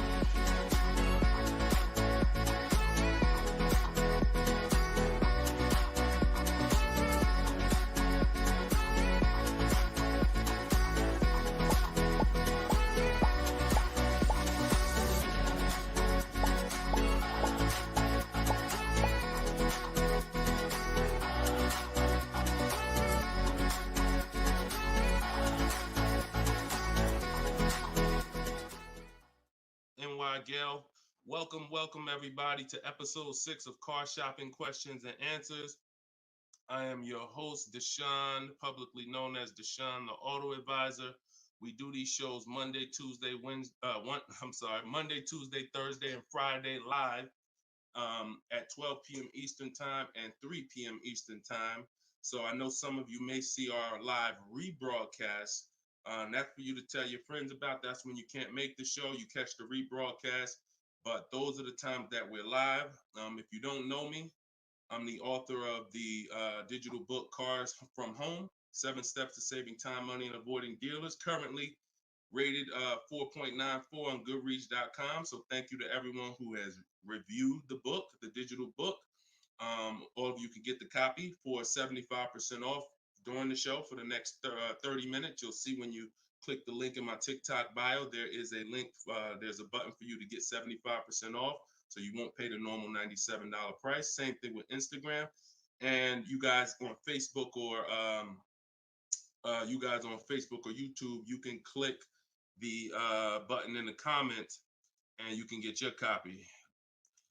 So come on in, start typing your questions. We do this, we do rapid fire Q&A. I see a lot of people coming on the TikTok, and we got Dolan pulling questions. So no matter where you're watching us from, type your questions and we're going to pull them into the live show and we'll get them answered right now. All right. So I'm excited about this show. I see we're continuing to see people getting below market deals. If you don't know that the goal is for you to get below market deals, and the goal is for you to not spend more than 30 minutes in a car dealership. I spent 14 years in car dealerships. So you're not learning from somebody who's just like you. I'm just like you in that, I buy cars, I lease cars. That's the way we're similar, but I'm an insider. I'm an auto industry insider. My business for 14 years plus was in car dealerships. So start typing your questions. Let me tag everybody on Facebook and let's get down to business. Okay, whenever we get the first one, Dolan will put it up. Let me just tag my people here on Facebook. All right, there we go. Okay, what's up, Skinner? Good to see you. What's up, Angel? What's up, Jill, man? Good to see you. Yep, what's up, Jason? Great to see you. All right. Brother said he's been doing. Oh, what's up, Auto Advisor? Good to see you. Absolutely. All right, y'all got to type fast. I know you probably, and try not to make your questions long. Try to get all your question in one shot, but try not to make it too long where it can't fit in. All right. This one's from TikTok. Isaac from TikTok said, best current APR rate for tier A1 credit. So the best APR is always going to come through getting bids. Now I know this is new. This is new to most of you, but getting bids is how you're going to get your best and guarantee your best car deal, your best loan. So I'm going to lay out this process we call the bank bidding war. And if you follow this step, you'll be able to have 10, 15, 20 banks and credit unions bidding for your loan. And then you'll be able to pick the best one. And the way you do this is extremely important, because if you do this right, then it's only going to have the same effect on your credit score as one hard inquiry. So think about what we're saying. We're going to allow multiple people to access our credit with hard inquiries, but at the end of this period, after we get our car, the weight on our score, the effect on our credit score is going to be one hard inquiry. So the first thing, there's 3 rounds in the bank bidding war. The first round is to always check and see if there's any special interest rates or special promotional rates that are being advertised for the car you're looking for. So let's just say you're shopping for a, Kia Telluride. You're gonna now check and see, is there any special interest rates? 0%, 0.99%, 1.99%. All of these rates are like a finance rebate. That means there's no bank or credit union that's gonna beat them. So this is the first round. So if we do get a special interest rate there's no reason for us to even shop for interest rates other than that. Because again, no bank, no credit union is beating 1.99, even 2.99. Now, here's what you have to check when we do that. How long is that loan? Because some people might give you 1.99, but it's only for 36 months. And some of us are not going to take a loan for 36 months because the payment's going to be too high. You might need a 5-year loan or a 6-year loan. So we're not just looking for if there's a special interest rate, we're looking for what is the term. Shout out to everybody coming in. This is our Thursday, April 18th, episode 5, live car Q&A. So we're actually live right now. This isn't a rebroadcast, so you can come on in and start typing your questions. And we're talking thousands over here, not hundreds. Okay, so that's round 1 of the bank bidding war. Now, let's just say we do that and there's no special interest rates. Now we're moving on to round 2. But round 2 comes after we find our car. So once you find your car, no one has touched your credit with a hard inquiry yet. Pay attention. You have not heard me say at any time hard credit pull at all. When you're shopping for your cars, no hard credit pull. Nobody's running our credit while we're shopping. Once we find our best deal, once we find a dealer that's going to sell us the new car for the lowest price, we lock up that car, usually with a deposit, reserve it. And now what we're doing is we're telling the dealership, I'm going to take this buyer's order. You're going to get a buyer's order. You're going to come home. And now you're going to now the second round of the bank bidding war is about to start. You're going to come home. You're going to call your bank if you have one, or your credit union. This is when you're going to let them access your credit. Because if you've ever tried to actually get a bank to tell you what the interest rate would be, like a pre-approval, many of them, and if you've experienced this, I want you to type a 1, many of them will say you need to have a car first, right? If you've experienced that type of 1, you call your bank, hey, I'm trying to get a pre-approval. They're like, okay, well, we need the information on the car. And you're like, well, I'm trying to get the pre-approval so I can go get the car. So that's why we don't follow that process of getting a pre-approval beforehand. Look, Marinette, you've experienced it on Facebook. So when we look at having the buyer's order for the car that we reserved, you have everything you need now. You have everything the bank could want. And you're now going to call your bank, or if hopefully your bank and credit union has a website, you could do this all online. And you're going to get as many approvals, offers as you possibly can.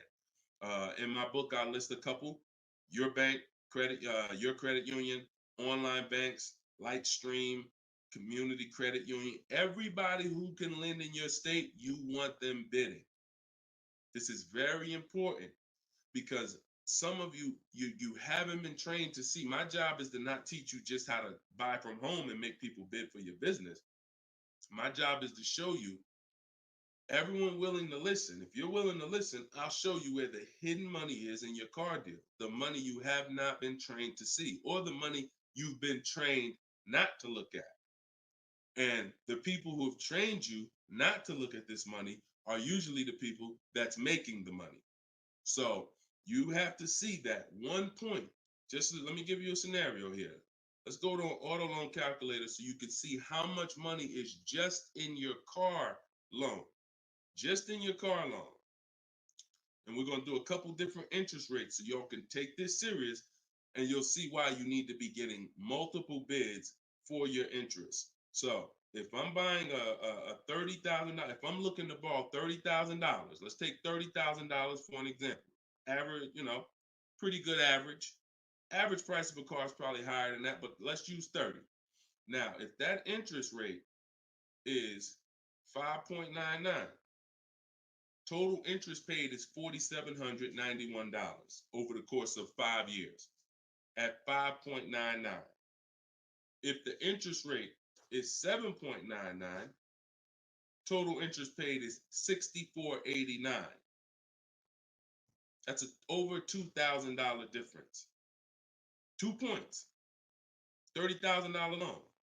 Now, some of you are going to be borrowing more than that. Some of you are getting $50,000 loans. Interest at that same 7.9 on a $50,000 loan is $10,815 over 5 years.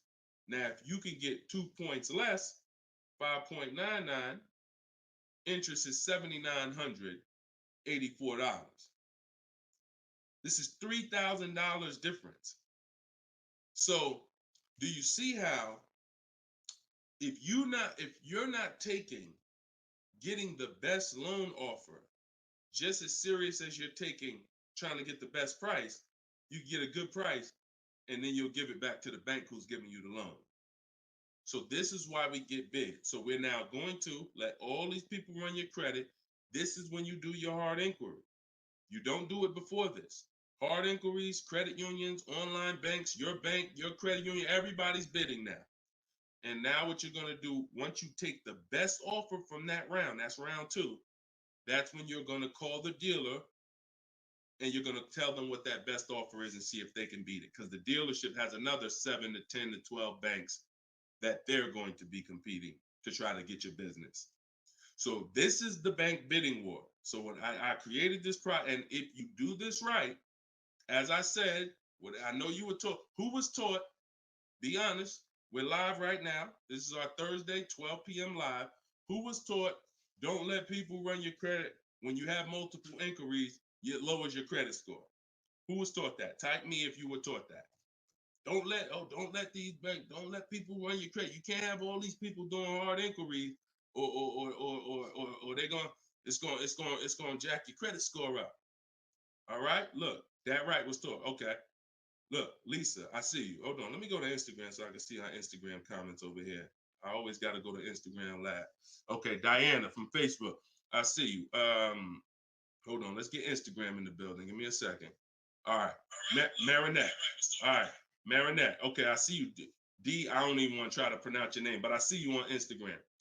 So it's partially true and it's partially wrong. You have to do it the way I just laid out for you. That's called the bank bidding war. And if you want to prove this for yourself, you can simply type in rate shopping online and you'll see this is how the credit union, this is how the credit bureaus allow you to rate shop. So they'll give you 14 to 45 days to do it. If you do it like I just told you, it'll only take 2 days. 2 days. One day you're doing all your stuff at home. We're getting all our lenders at home to bid. The next day, we're getting the dealers to get their lenders to bid. And then we're making a decision on who got the best offer. So don't ask yourself. I never want you asking yourself. I never ask myself, did I get the best deal? That's a question of disempowerment. That's a question of weakness. We don't want that.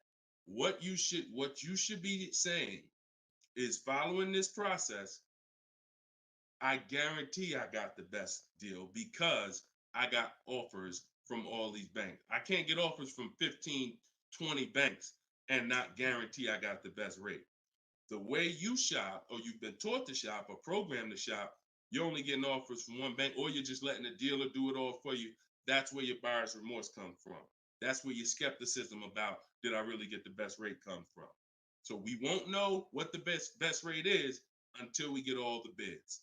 And that's how we do it.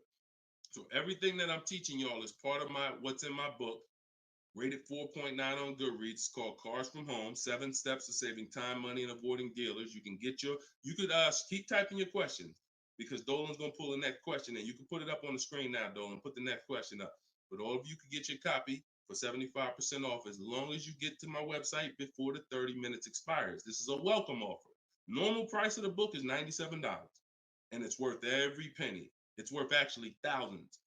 But special welcome offer, you get it for 75% off in my TikTok bio, in my Instagram bio, or in the comment section on YouTube or Facebook.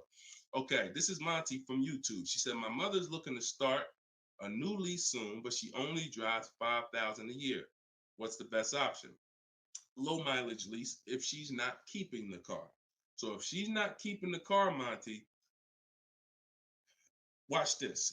I run this scenario a lot, and I want y'all to, because some of you, you were taught never to lease.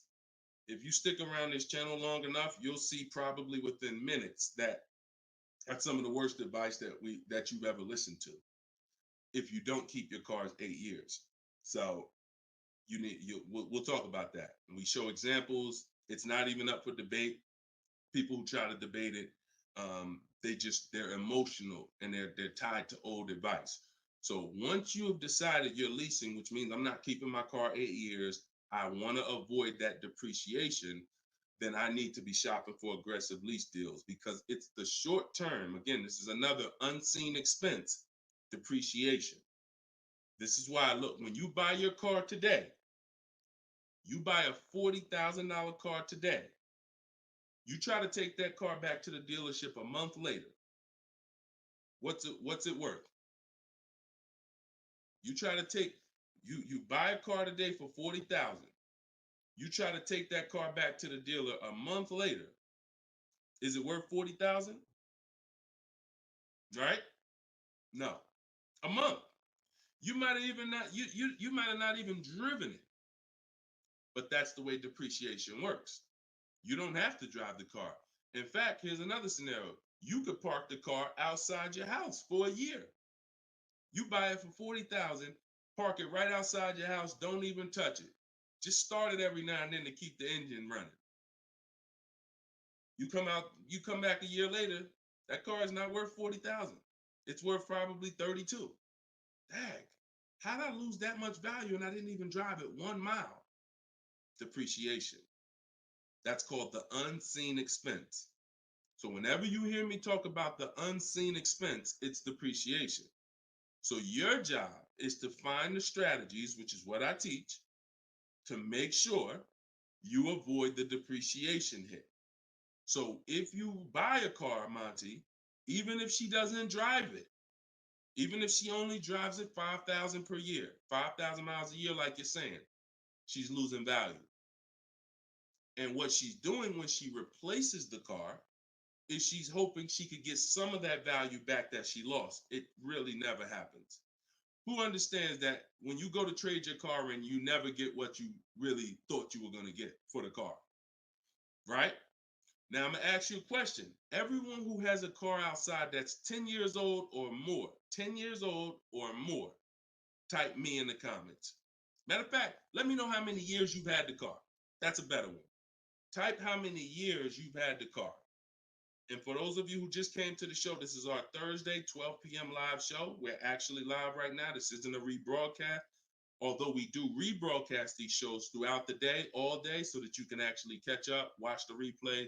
But this is our time. We're live Monday, Tuesday, Thursday, and Friday, 12 p.m. and 3 p.m. Make sure you're here. If you want to engage with us, make sure you're here. If you want to tell your friends, this is the time to be here. Okay. So we got people 11 years. Can Skin on Instagram, 11 years, 13 years. Jessica on YouTube, I see you. 6-year Jeep Wrangler. Well, I wanted to hear from people who are longer. 2018 Sakia. So, all right, 15 Tahoe. Okay, I'm talking about the people who've had a car 10 years or more. One thing about you that listen, are y'all worried about how much you're really going to get for that car? Are you overly worried about it? Most of you are going to say, no, not really. It's worth a couple thousand, but you've used most of the value. You understand that? Look, Big Meek said I got 08 4Runner on TikTok. So we understand when you have kept your car long term, I'm not concerned with resale value much, because my whole goal with having this car was to use up most of the value. So that's what you do if you're a buyer. If you're not going to get to this level, this is what I'm telling you. that you are now losing because the depreciation of your car is the highest in the first 5-6 years. So in order for you to win, you have to keep that car, what I call the 8-year rule. 8 years, that's when the depreciation starts to level out, where you're not losing value like this. And so regardless of how much you're driving, that's not the key. That's not the key. Monty's mom is driving 5,000 miles a year. Who's a high mileage driver driving more than 18,000 miles a year, type HM? I want you to know, I want to cover all the bases for this question here. Oh, what doesn't matter whether you're a high mileage driver, low mileage driver, it has nothing to do with how much you drive, because that's not what's killing you. It's the depreciation based on the time you have owned the vehicle. And if you're not keeping that car 8 years, you should be shopping for aggressive leases. Now, before we go to the next question, I'm going to show y'all an example of why it is impossible. Yes, impossible. No way, shape, form, fashion. You can get a great deal if you purchase, but you should have leased. Okay? Let's use this scenario. Let's use Frina. Let's use Frina as an example. So Zafrina, she picks up, and you can see this date. She's recent. This is just, not too long ago. So Frina gets a $65,000 Jeep Grand Cherokee. She uses my system. You can see she uses the Cars from Home system, where she gets bids, multiple bids. We get at least 5. So don't look at this price and be like, oh, Deshone, that looks incredible. Yeah, that's because we get this through bidding. You get the best price. That's what we do here. So stick around, you'll understand if you're new to the show. But she's paying $579 a month for a $65,000 Jeep Grand Cherokee. Just so we can, let me level this out for y'all. If she pulls up to someone who decided to purchase because they didn't understand leasing, or they was taught never lease, so they're gonna go in, they want that same truck as her. Let's just assume they got a ridiculous, how much is a great discount on this Jeep? I want to use your numbers. Type in the comments, what do you think is a great deal, a great discount? She go in just don't be realistic though. Somebody walk in, she go in and she looking at this $65,000 Jeep. Somebody's going to purchase it though. What would be, because I want to show y'all that even at the best discount that you could name, realistic though, you're still going to lose if you purchase compared to somebody who leased. Go ahead. Throw some numbers out. What's a big discount? Okay, look. All right. I'm going to make up a number because it's like, okay, 600. No, not a payment. Not a payment. I'm talking about, okay. Aux the Pro said 20%. Now, we already know saving 20% off a new car is pretty much never going to happen, right? We can agree. That's usually never going to happen, 20% off the price. Let's see how much 20% is. So 10% would be $6,500. 20% would be $13,000. So let's say they knock $13,000, an impossible discount. Somehow we do something never been done before. They end up getting this car for $53,000. $53,000. Every $5,000 on a loan is how much per month, y'all? Some of you know, some of you seen my videos, some of you been on the show before. Every $5,000 on a loan is about how much per month? $100. Exactly. So let's do this math now. Continuing to drive this point home that there is no way for you to get a great deal when you purchase, but you should have leased. So the same person who just got this unbelievable, never gonna happen discount of 20% off a brand new car, $53,000, what's their car payment? $53,000, car payment's about $1,050 a month. $1,050 a month for 5 years. Let's just say they take another year on the loan. They say instead of a 5-year loan, let's take a 6-year loan. $900 a month for 6 years.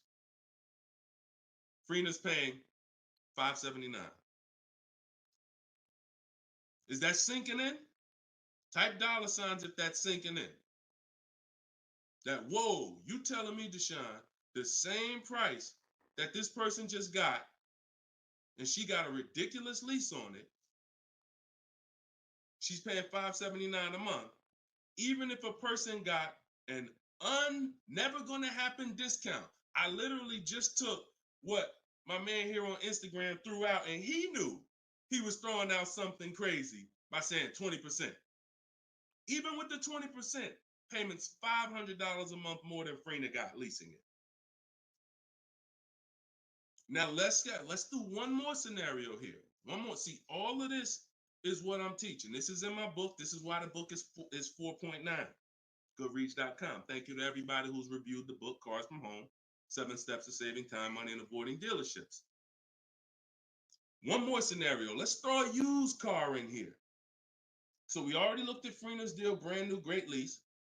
Second, brand new, never gonna happen discount. Now let's throw a used one in there. Let's say somebody says, you know what? I'm looking for hold on, I want to put that back up, Dolan. Let's keep that up, because we're talking about this scenario. So please put Freener's deal back up on the screen, Dolan. Matter of fact, here, I got it right in front of me. All right. So we got third scenario here. Somebody now is saying, all right, I'm gonna find that truck used though. So instead of 65, good price on a used one. Let's say we find one that's like 40% off, 3 years old. Again, I'm using extremes to show y'all. So some of you are like, Deshone, if you're using extremes and it's this different, dang, I've been overpaying by not understanding leasing. Yep. I wish I had Dave Ramsey here. I wish we could get Dave Ramsey on the show. You know, I wish he was in the audience. I wish him, because unfortunately, look, shout out to Dave. I know he has the right heart, the right intentions, but he has the wrong information. He's what I call confidently incorrect. That means dangerous. You're dangerous. When you're confident and incorrect, you're dangerous to yourself and others. So now, used car, somebody gets this car, they knock 40% off the price, and they get one for like $40,000, $65,000 truck. I got one 3 years old, I paid $40 for it. Every $5,000 we just said is about $100 a month. 40, payments $800. You take a 6-year loan, payments $725. On a used one, we're no longer even talking apples to apples with the vehicle. On a used one, $579 Freener's paying, $725 for a 6-year loan on a used one, 3 years old, 1 year on the warranty left. Then you're on your own. $1,000 a month to buy a brand new one. See, son, you getting mad yet? Are you getting mad yet at the people who taught you not to lease? Now, who should be? Because some of you, if you just tuned in, you might be thinking, oh, Deshone, so should I only lease? No. If you are not keeping your cars 8 years, then you should only lease. Because when you buy, if you keep the car long enough, you can win. Because you're going to pay double what Freener's paying if you buy a brand new one. You're going to pay more on a used one, but eventually you pay off the car, you keep it 8, 10, 12 years. The longer you keep it, you can catch up. You're still not going to, you get what I'm saying? Because Freener's always going to have a payment. If she keeps leasing, she's always going to have a payment. But if you keep buying your cars, trading them in 5 years, trading them in 6 years, trading them in 4 years, you are no way, shape, or form even close to this. You're thousands and thousands of dollars away. There's thousands of dollars more every year coming out of your bank account than someone who understands leasing. Yeah. Tell your parents, tell your cousins, tell your brothers, tell your spouse. This is what I've been ranting about for years, trying to get you to understand. That's why I say there's no way to get a great deal if you don't understand. If your deal's on the wrong foundation, no way to get a great deal. It's impossible, no matter how much you save on the car. Okay? So yeah, we go deep on that today. Good. I'm happy we got a chance to go deep. All right. I see a lot of people typing $signs. You understand. All right, Dolan, shoot the next question up. Skinner, I see you on YouTube, man. It's real. It's real. This is what we do, man. I'm glad we gotta look. I'm the bad news first person, so don't think I gotta share the bad news first, and then but I'm also giving you the olive branch to like you can change this. You can start doing things different. You can start shopping different. You can learn how to make these people big. So go ahead, shoot the next question up, Dolan. Let's keep them coming. We're Thursday. We're live right now, y'all. So if you just jumped on the show, this is our live 12 p.m. show. Type your questions, and can y'all tap the screen on TikTok? Can we shoot those likes up? Can we? If you're gonna spend time with us and you're getting value out of what we're doing, I need everybody who's getting value hit the like button and start tapping the screen if you're on TikTok just to show that. Run those likes up. All right, I see it. See y'all lighting it up already. All right, Facebook, James. I'm an old school guy that was told not to let anyone run my credit. I'm not even sure how to download your book. Maybe you could walk us old timers through the process of downloading it. Unfortunately, I teach an online system. I'll be the first one to tell you my system's online. My system's right here in front of a computer.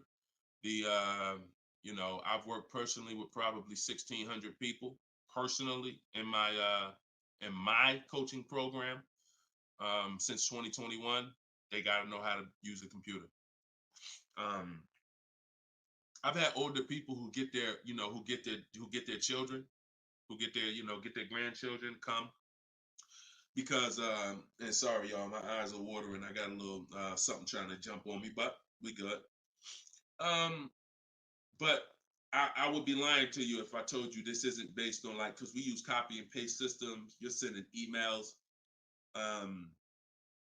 So that's one thing I can say. I wish I could, tell you otherwise. But if you want to use what I teach, I mean, now I've had people who get their grandchildren or get their children because my system to get great deals only takes 90 minutes. It only takes 90 minutes. That's why when you go to the page and you see my book, a lot of you are going to see the first thing I say on my website is this will teach you how to get below market deals in as quick as 48 hours. And the time you're putting in to get those deals is probably going to be about 90 minutes once you learn, as I walk you through my 7-step process. But you got to know how to use a computer. So I'm just being real with you. Like, I wouldn't tell you to get the book if you're not comfortable sending emails, copying and pasting, because it is an online system. So I would tell you, call one of your family members who's computer savvy. Tell them, hey, get this book, work this for me, help granddad out, help dad out. And not only are you helping yourself, but they'll now have a skill so that they can learn, so that they're now making dealers bid and they're at home. That's just me being as honest as possible with you. All right. Great question, though. Great concern. Skinner, what's up, my man? Skinner from YouTube. Deshone, what are the bank necessarily looking for different from what the dealership is? Banks want to lend. So think about where you're at right now. Skinner from YouTube just asked, so what is the banks necessarily looking for different than the dealerships? Banks, there's more banks around us that would want to lend us money to buy a car than we know about. So wherever your zip code is, the reason why I want you using the bank bidding war, which I laid out at the beginning of the show, if you just jumped on, you want to go to YouTube, you want to watch the beginning of episode 6, and I break down the bank bidding war. If you don't have my book, if you have my book, then you know the bank bidding war.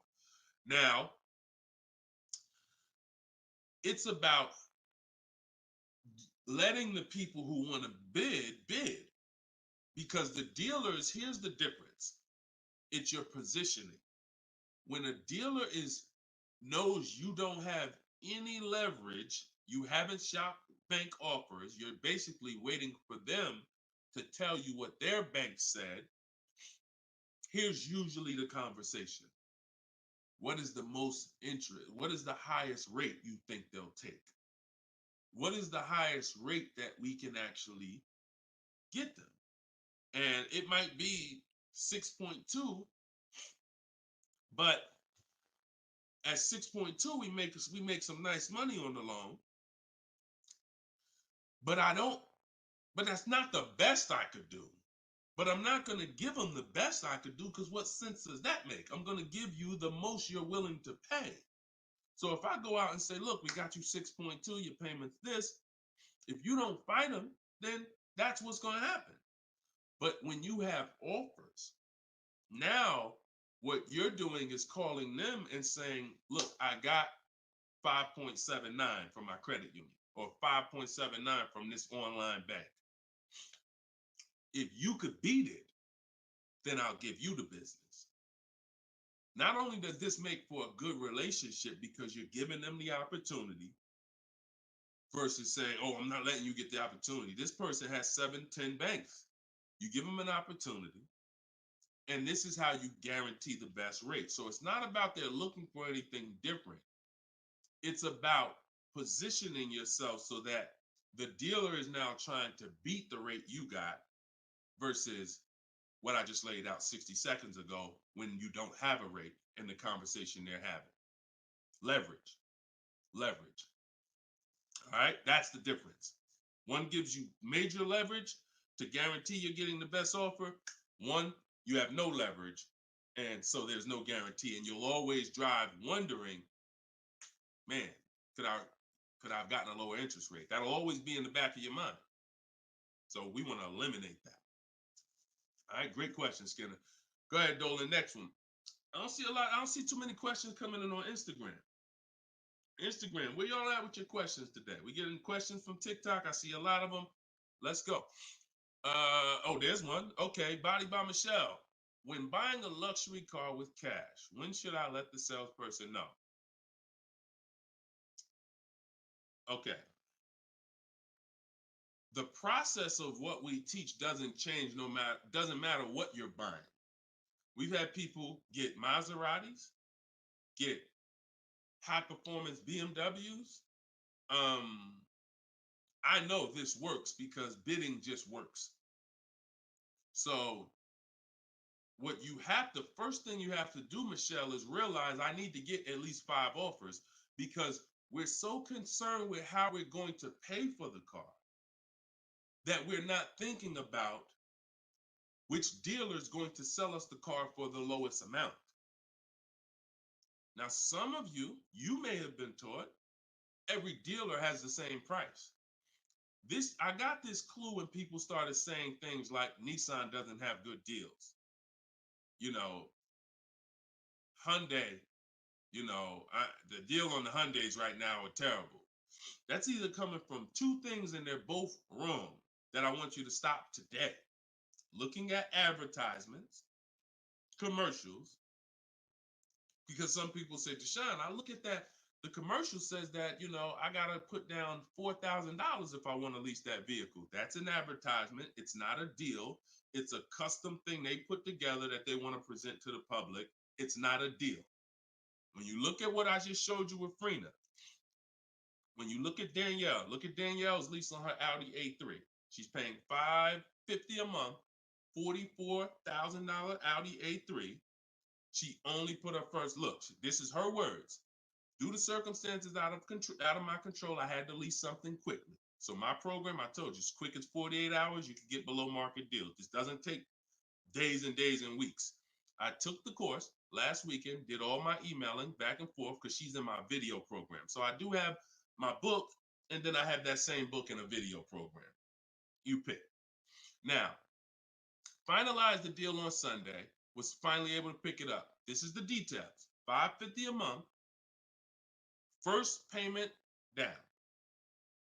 Included maintenance, gap insurance, all fees, taxes, registration, 12,000 miles per year. MSRP was $44,000. If we saw a commercial, or if we went on Audi's website right now, that is not what they're advertising for that car's lease. They're probably advertising $479 a month with $3,700 due at signing, plus tax and fees, which would end up, if you wanted to get to this payment, you probably need $5-6 grand up front. That, I'm telling you, stop looking at commercials. Those are not deals. We don't look at commercials to dictate what the deal's going to be. Nothing that I'm ever going to show y'all that people are learning from me is ever going to match a commercial. Second thing that people might be looking at when it comes to what they deem they can get for a car is going into one dealer. That's it. Going to one dealer. What's the price?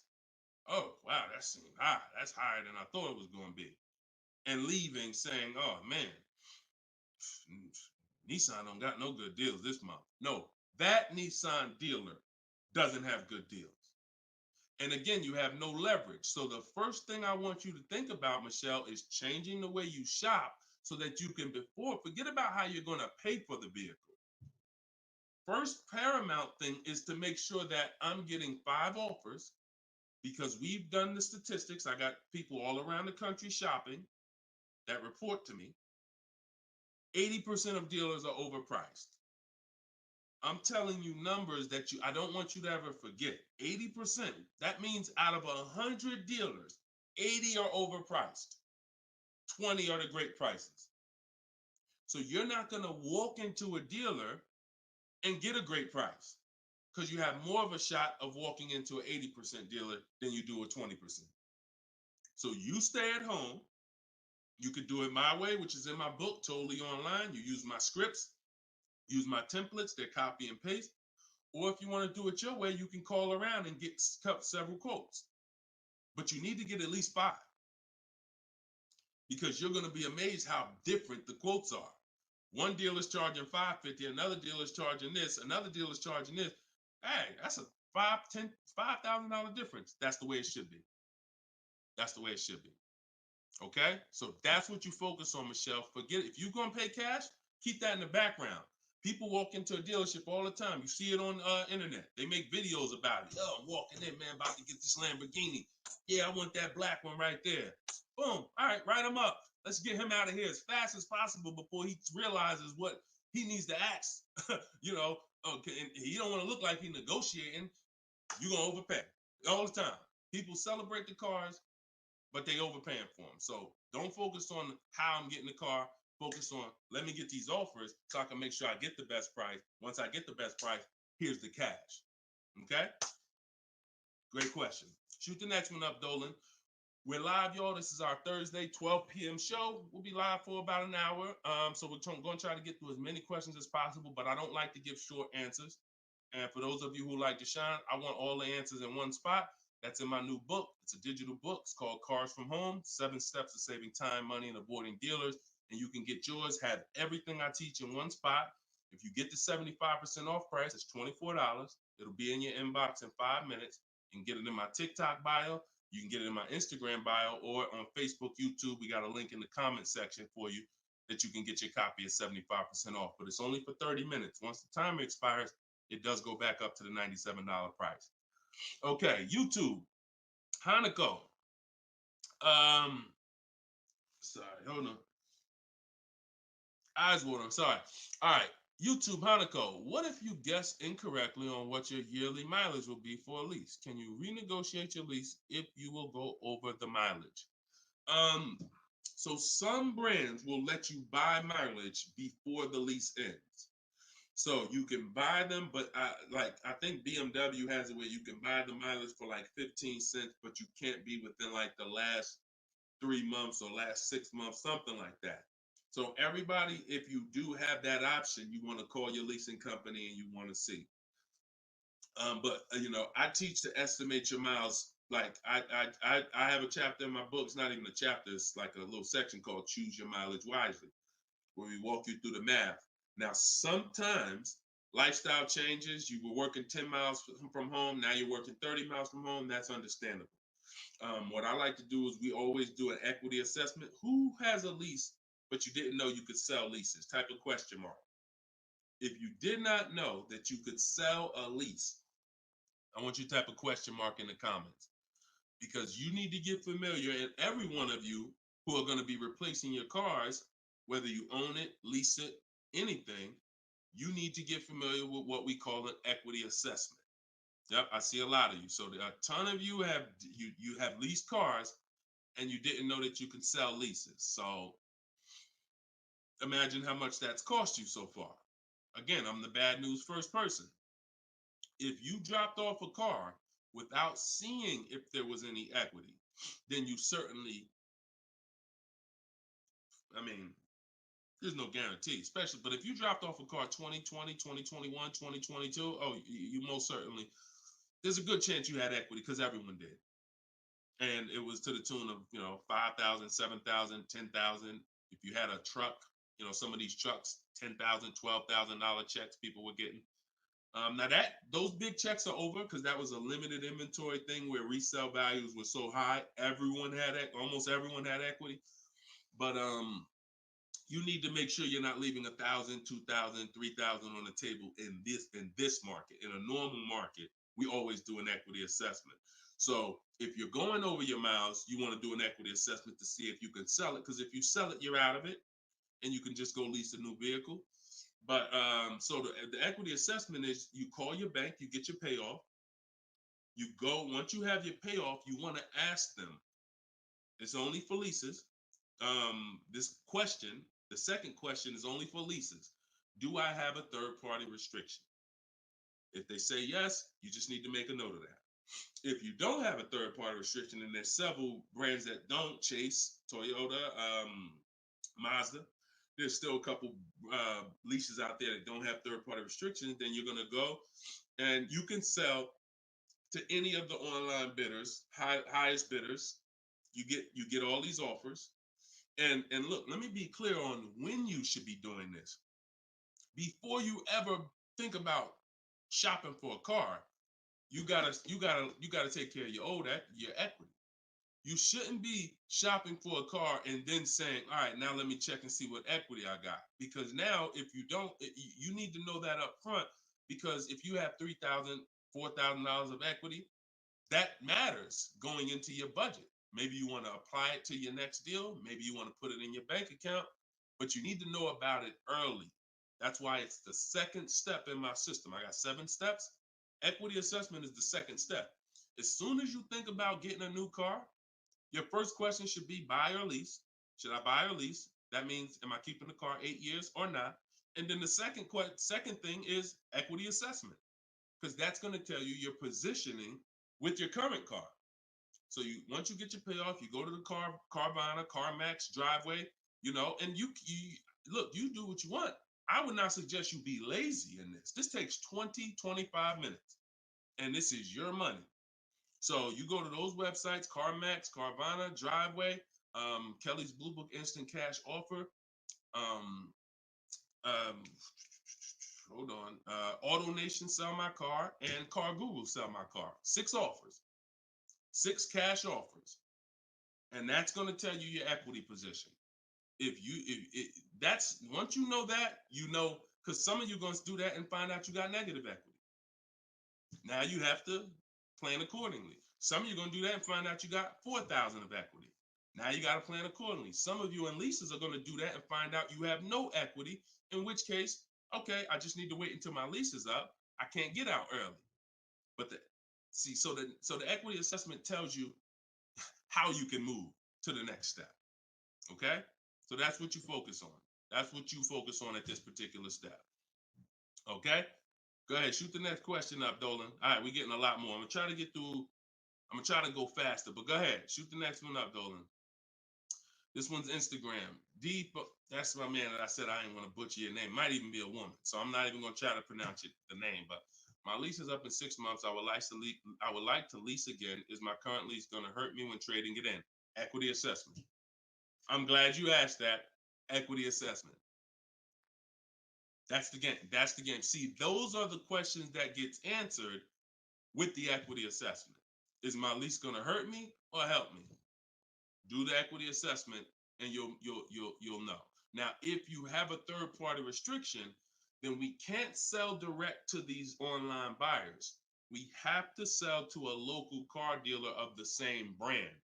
So I have a script in my book where I walk you through talking to used car managers so that you can actually sell your car locally to them. You're selling a 2 or 3 year old car, usually good mileage for most. We need to sell that car to a local used car dealer, but we are still getting bids. We're not walking in. This is what a lot of people did. You may have did it. Man, I got a third party restriction. I'm gonna just walk into the dealer. hey, yeah, look, I know I got equity. You don't realize how you're making it hard for someone to even help you because you don't know how much equity you got, and now you're coming in and you're not really saying what you know. When you're at home and you're talking to managers, you're talking to people and getting offers for that car, you can speak intelligently. And we only talk to used car managers in those cases. But that's only if you have a third party restriction, because some people, another thing they were doing is buying their cars and then turning around and reselling them. Reason I never do that is because, and nobody who's listened to me, even throughout the pandemic, I don't think we had one person do that, is because when you buy, you pay taxes, you pay fees. So yeah, if I had 5,000 in equity and then I buy the car and resell it and then I pay 4,000 in taxes and fees, by the time the title gets to me and all of that, I might break even. When we sell direct to a used car manager, a local dealership, we don't pay those fees. So although they might not pay, they're not going to pay as much as CarMax, Driveway, and any of these online bidders, we still get offers from them because we don't have to. They're not going to pay those fees. We're not. Those fees aren't going to come out of our profit. Okay. Equity assessment. Again, D. I'm gonna just call you D. Go ahead. Next question, Dolan.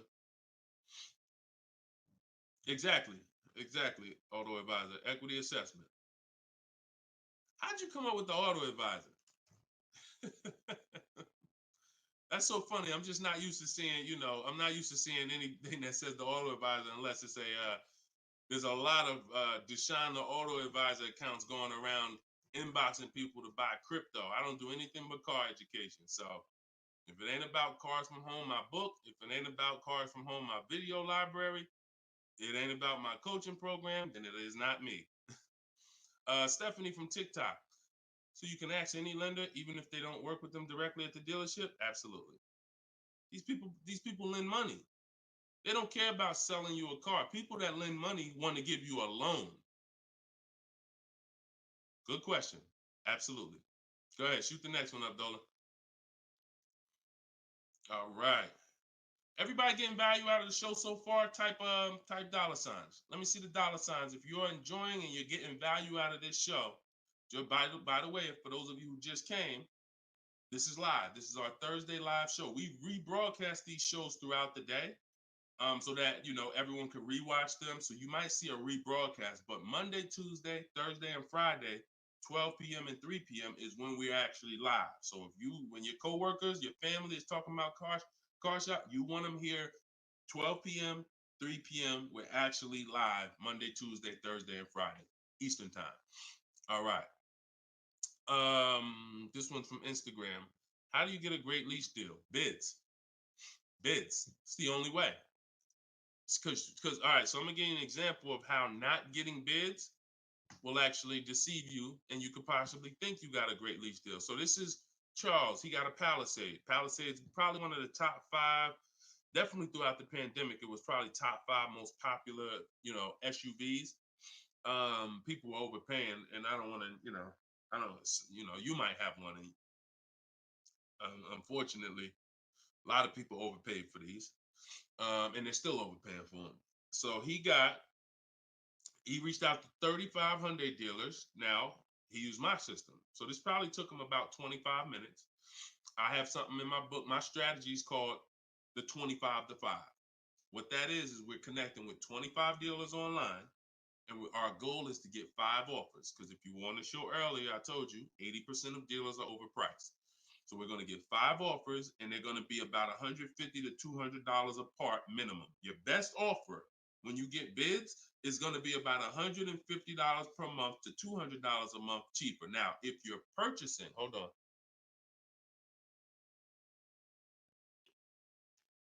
All right. Now, if you're purchasing, you're going to see, for those of you who are buying new cars, because we have several people that do that, you're going to see that there's about a $5,000 difference minimum between your best offer and your worst offer. So let's say I was buying this Palisade. When I get my bids, my best offer to my worst offer is going to be close to $5,000 difference. That's when you know you're doing it right, because we get below market car deals. Some people get market value car deals. Some people pay above market value car deals. Depends on the skills they have. So he got bids. He did this, used my system. Took him probably 30 minutes to reach out to 35 dealers, maybe 25 minutes, and he got 10 quotes. Offers range from 1.23 to 1.66. Now, that's what that's what I'm telling you. The 1.26 lease that he ended up getting a 1.23 because we always send a counter offer. I have a calculator in my book where you put it in. We must send a calculator. We must send a calculator. We must send a counter offer. So he ended up closing the deal at 1.23, all online. Never spoke to the dealer until he was ready to lock up the deal. But see the difference, 1.23 to 1.66. That means he's looking at offers. His best offer was $597 on a $48,000 Hyundai Palisade. His worst offer at 1.66, that same 1.66 divided into 48,500. Hold on. 1.66 times 48,500 would be about 700, 900, call it $800. So he's getting offers. That's when you know you've done it right. So to answer your question, Tobo, how do you get great lease deals? Bids. It's the only way. It's the only way. So his best offer is $597. The worst offer he saw out of all of them, he got 10 of them, was $800. Same vehicle. 80% of dealers are overpriced. Okay? Must get bids if you want to get deals like this. Only way. All right? Shoot the next one up. Now, look, hold on real quick. I want to say one more quick thing. Until you get bids and you have enough bids, you might think you got the best deal, but you just don't know what the best deal is. See, you're going off your gut. If you're going off your gut, look at Kimberly. Kimberly saved $20,000 on her Maserati. It's a $91,000 vehicle. She posted, the one she ended up getting was 91 because a dealer near her ended up beating this offer she had, but it was an $86,961 Maserati. They offered it to her for $66,261. So they're taking 20 grand off. But she had offers that were 10 grand off. She had offers that was 12 grand and 8 grand. And if she would have tried to assume, well, damn, 8,000, that feels good. I mean, shoot, brand new Maserati, taking 8,000 off. That gotta be a deal. See how much money she would have left on the table? See how much money she would have left on the table?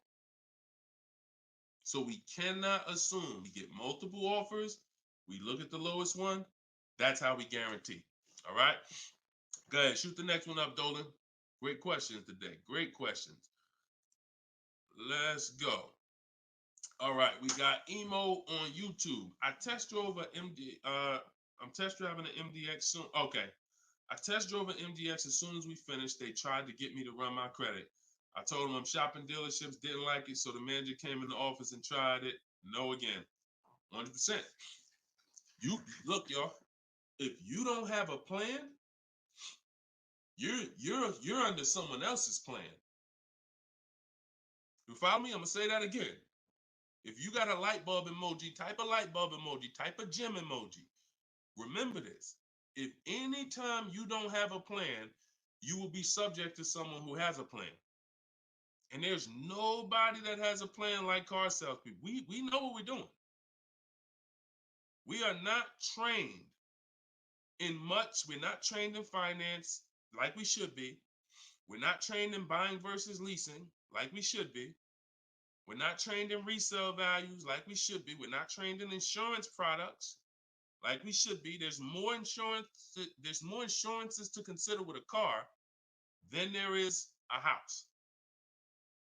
Kid you not. Extended warranty, that's an insurance policy.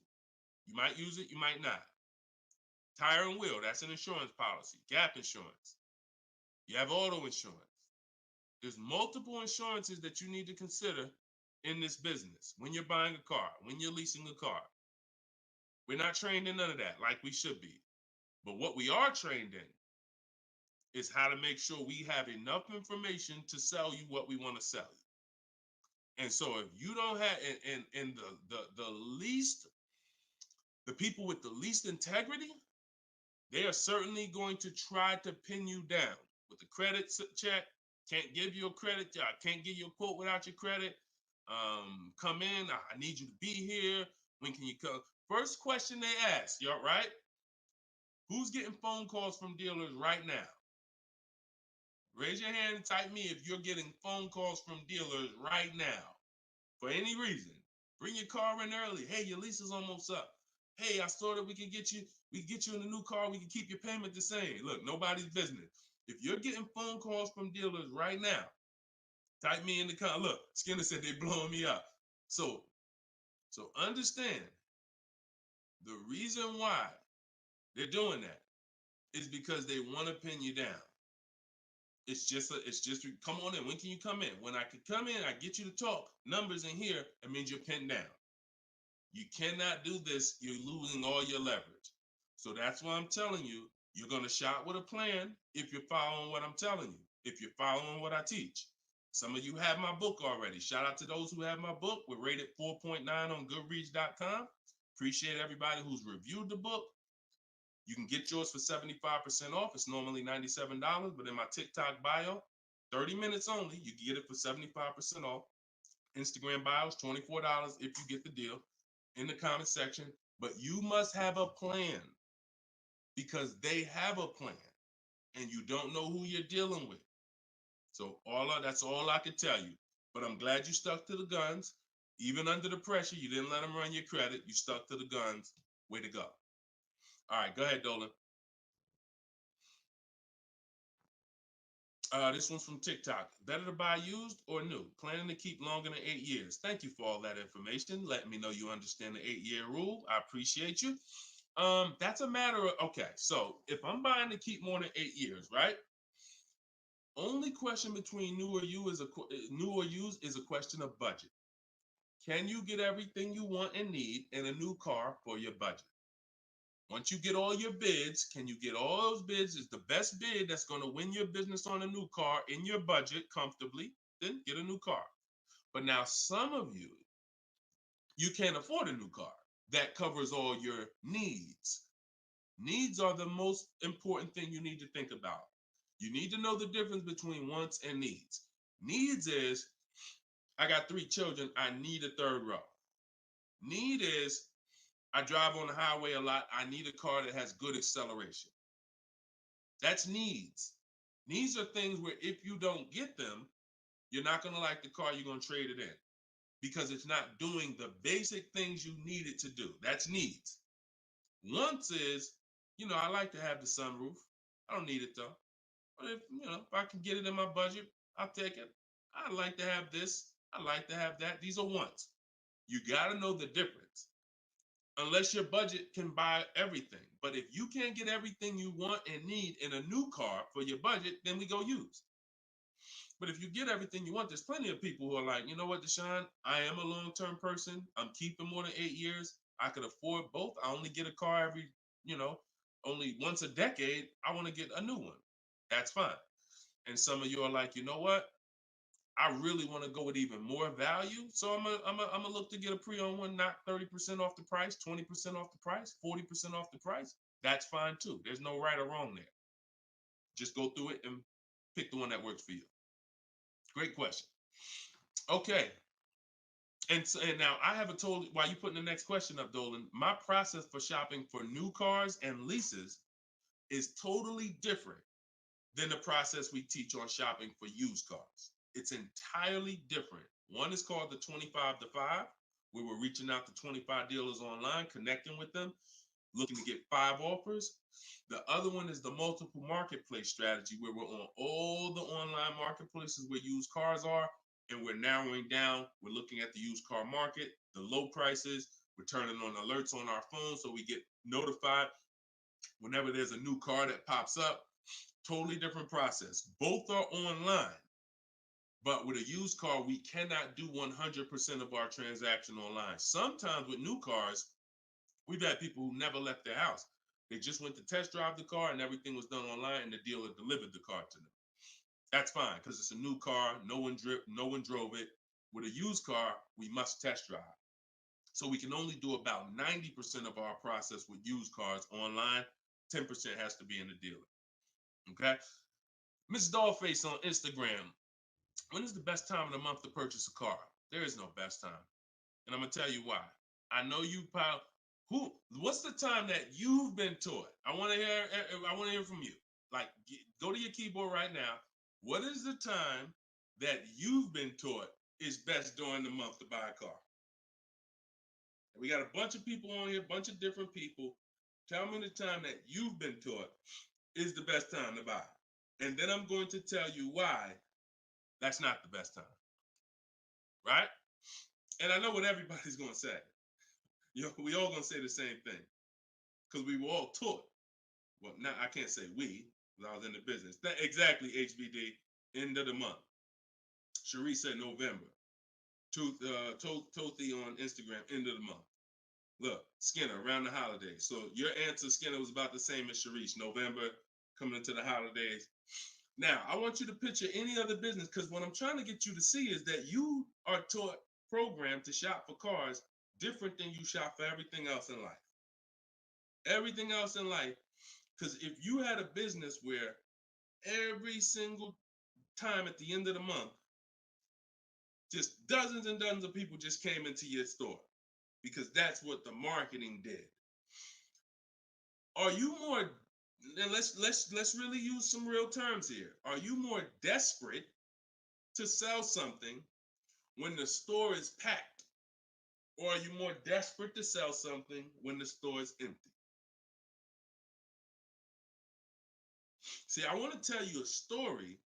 If I could get you to continue to keep these stories in mind, it'll answer your questions. Now, obviously, everything's in my book. Some of you have my book and you understand all of this is laid out for you. But even as you're listening, I want you to grasp concepts that you're going to see. Are you more desperate to sell something when the place is exactly, Toothy, when the place is empty? Place is empty. If I got a store and I haven't opened up that register all day long, it's daggone 5 p.m. I haven't seen one customer. I'm desperate. But if the store is packed, man, I ain't thinking, what are we giving deals for? You know what I'm saying? What are we giving deals for? The place is packed. We're not desperate. So the marketing is great. The marketing makes you think, oh, end of the month, we're getting the best deals here. There's clowns up here. They got daggone balloons. They got the guy outside with the arms blowing. They got signs everywhere. This is what the place is a carnival. Why do we need to give away these cars? No. You don't want to be sitting next to somebody and Jim drives off with a car and Jim like, all right, man, have a good one, man. Yeah, you here too, man. We was here the same time. Great. Yeah, man, I'm going. And you sitting there and you going to say no to a deal. Salesman looking at you like, hey, look, do you want it or not? Because, we're real busy. It's people waiting in line. Do you let me know? So it's the pressure. It's the like. So I say that to say what you've been taught, the holidays, the end of the year, sounds good. But you're much more likely to get a deal when there's no one in the showroom. The 10th of the month, the 2nd of the month, place is dead. And I like to make sure you're positioned. So what I teach is something you need to have 2 dates in mind. 2 dates. Every time you're shopping for a car, I teach you need to know these 2 dates. The as soon as date and the no later than date. The as soon as date is the soonest you can buy a car. Soon as you can buy a car, as soon as date. You're not in the market until your as soon as date is today. Step 5 in my process, my 7-step process is in the market, getting offers. I can buy something today. That's my as soon as date. My no later than date is my deadline. Now you have to know these 2 because the time in between is your leverage. So let's just say my as soon as date is today. I can start looking at offers. But my no later than date, I got 2 months. 2 months. I need to have a car by this time, 2 months from now. That's my deadline. I got all that time in between to say no. I got all that time in between. Now, when I'm contacting dealers, when I'm looking at inventory, I can look at trends. I can see are the prices dropping. I can have alerts on my phone, getting access to the new inventory. This is our process. So some of you are like, Deshone, I need a car in a week. Well, you still have a as soon as date and a no later than date. 3 days, soon as date, no later than, doesn't matter. So you have to know these 2 dates because in between is your leverage, which is why I don't want you emergency shopping unless it's an emergency. Okay? I don't want you emergency shopping. Don't get into the habit, don't stay in the habit of emergency shopping. Oh, I'm going to put it off to the last minute. And then, oh, I got to go into the dealership. Oh, I need a car this week. All of that is working against you. Now, if you can still get, in fact, when you go to my website for my book, you'll see it says below market deals in as quick as 48 hours. But the more time you have, the more time you have to say no. Programs change every month. You see deals change, lease programs change, rebates change. And so when you have inventory changes, so if you're looking for a black or blue car, all these dealers don't have one right now, but they got one coming next month. You can, that's fair game for you because you have time. So these are all the benefits of getting in the market 3 months early and learning how to look at the deals. If there's a great deal now, we jump on it. If there's not, okay, I'll look next month. And that's what I did when I got my mother's lease on her Mazda CX-5. October, I was looking at the deals. I didn't like them. Got all my offers. I said I didn't like them. Now, the great thing is I made contact with all these dealers. So they know. Now I'm following up next month. Hey, just checking in. How's the deals looking for this month? November, didn't like them. 3rd month, December, got the deal I liked. Wrapped it up. So don't always think time is an asset. Time is an asset. Now, if it's an emergency, that's fine. We got to get a below market deal. We only got a week to do it. That's fine. You better have a strategy. But if you have the luxury of time, we use that to our advantage. So I wouldn't say there's a best time of the month to purchase a car. But if you're in the market and you're positioned, here's another thing you're positioned for. Every now and then we come into the dealership. When I was at Mercedes, when I was with General Motors, it happens all the time throughout the year.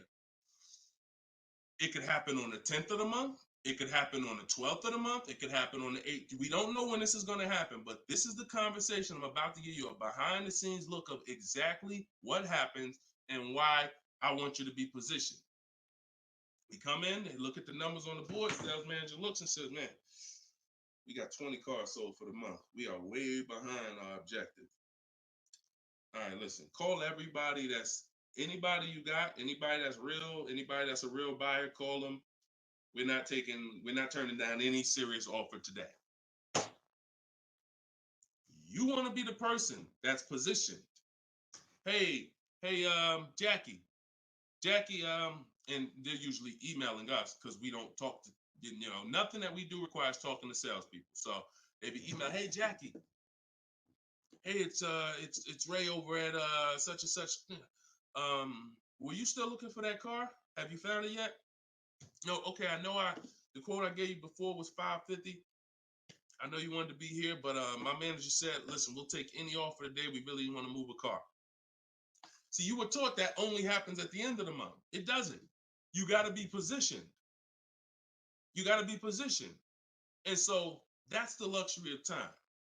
So this is what it is, y'all. I want you shopping with a strategy.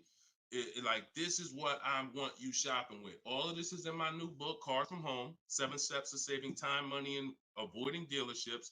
Learning the science of making dealers and banks bid for your business while you sit at home, getting below market car deals in under 90 minutes. And you can get your copy for 75% off in my TikTok bio, in my Instagram bio, or you can click in the comment section on YouTube and Facebook. We got a comment pinned for you guys. Or if you're watching us on TV, you can scan that QR code with your phone. Get your copy, use it, use everything in it. I'll walk you through everything in there. Leasing is in there step by step. Purchasing new cars in there step by step. Purchasing used cars step by step. High mileage drivers, I got 2 strategies for you. If you're a short-term high mileage driver, everything's in there step by step. If you have credit issues, I walk you through step by step. So get your copy. We are back live for episode 7 at 3 p.m. And well, like I said, this is not a rebroadcast. We do these live shows Monday, Tuesday, Thursday, and Friday, 12 p.m. and 3 p.m. So we'll be back for our next segment in a little bit if you want to join us. If not, tell your friends about us, and we look forward to it. We always look forward to the people who are ready to change their life, empower themselves, stop shopping like desperate victims, begging people to help you, begging people to give you a car, begging people to help you. Please, can I get no money down? Going in with wrong information. Down payments are illegal. All of this stuff that is just totally terrible. It's no other way to put it. It's just terrible. I want y'all shopping different. I want you empowered. I want you in control. I want you leaving a dealership guaranteeing I got the best price. Sending me email, Deshone, look at this deal I just got. I got all these offers. Look at this used car I just got. I got 40% off the brand new price. That's what I want you emailing me. Empowered, and that's what we're going to get to. God bless y'all. I'll see y'all on the next segment.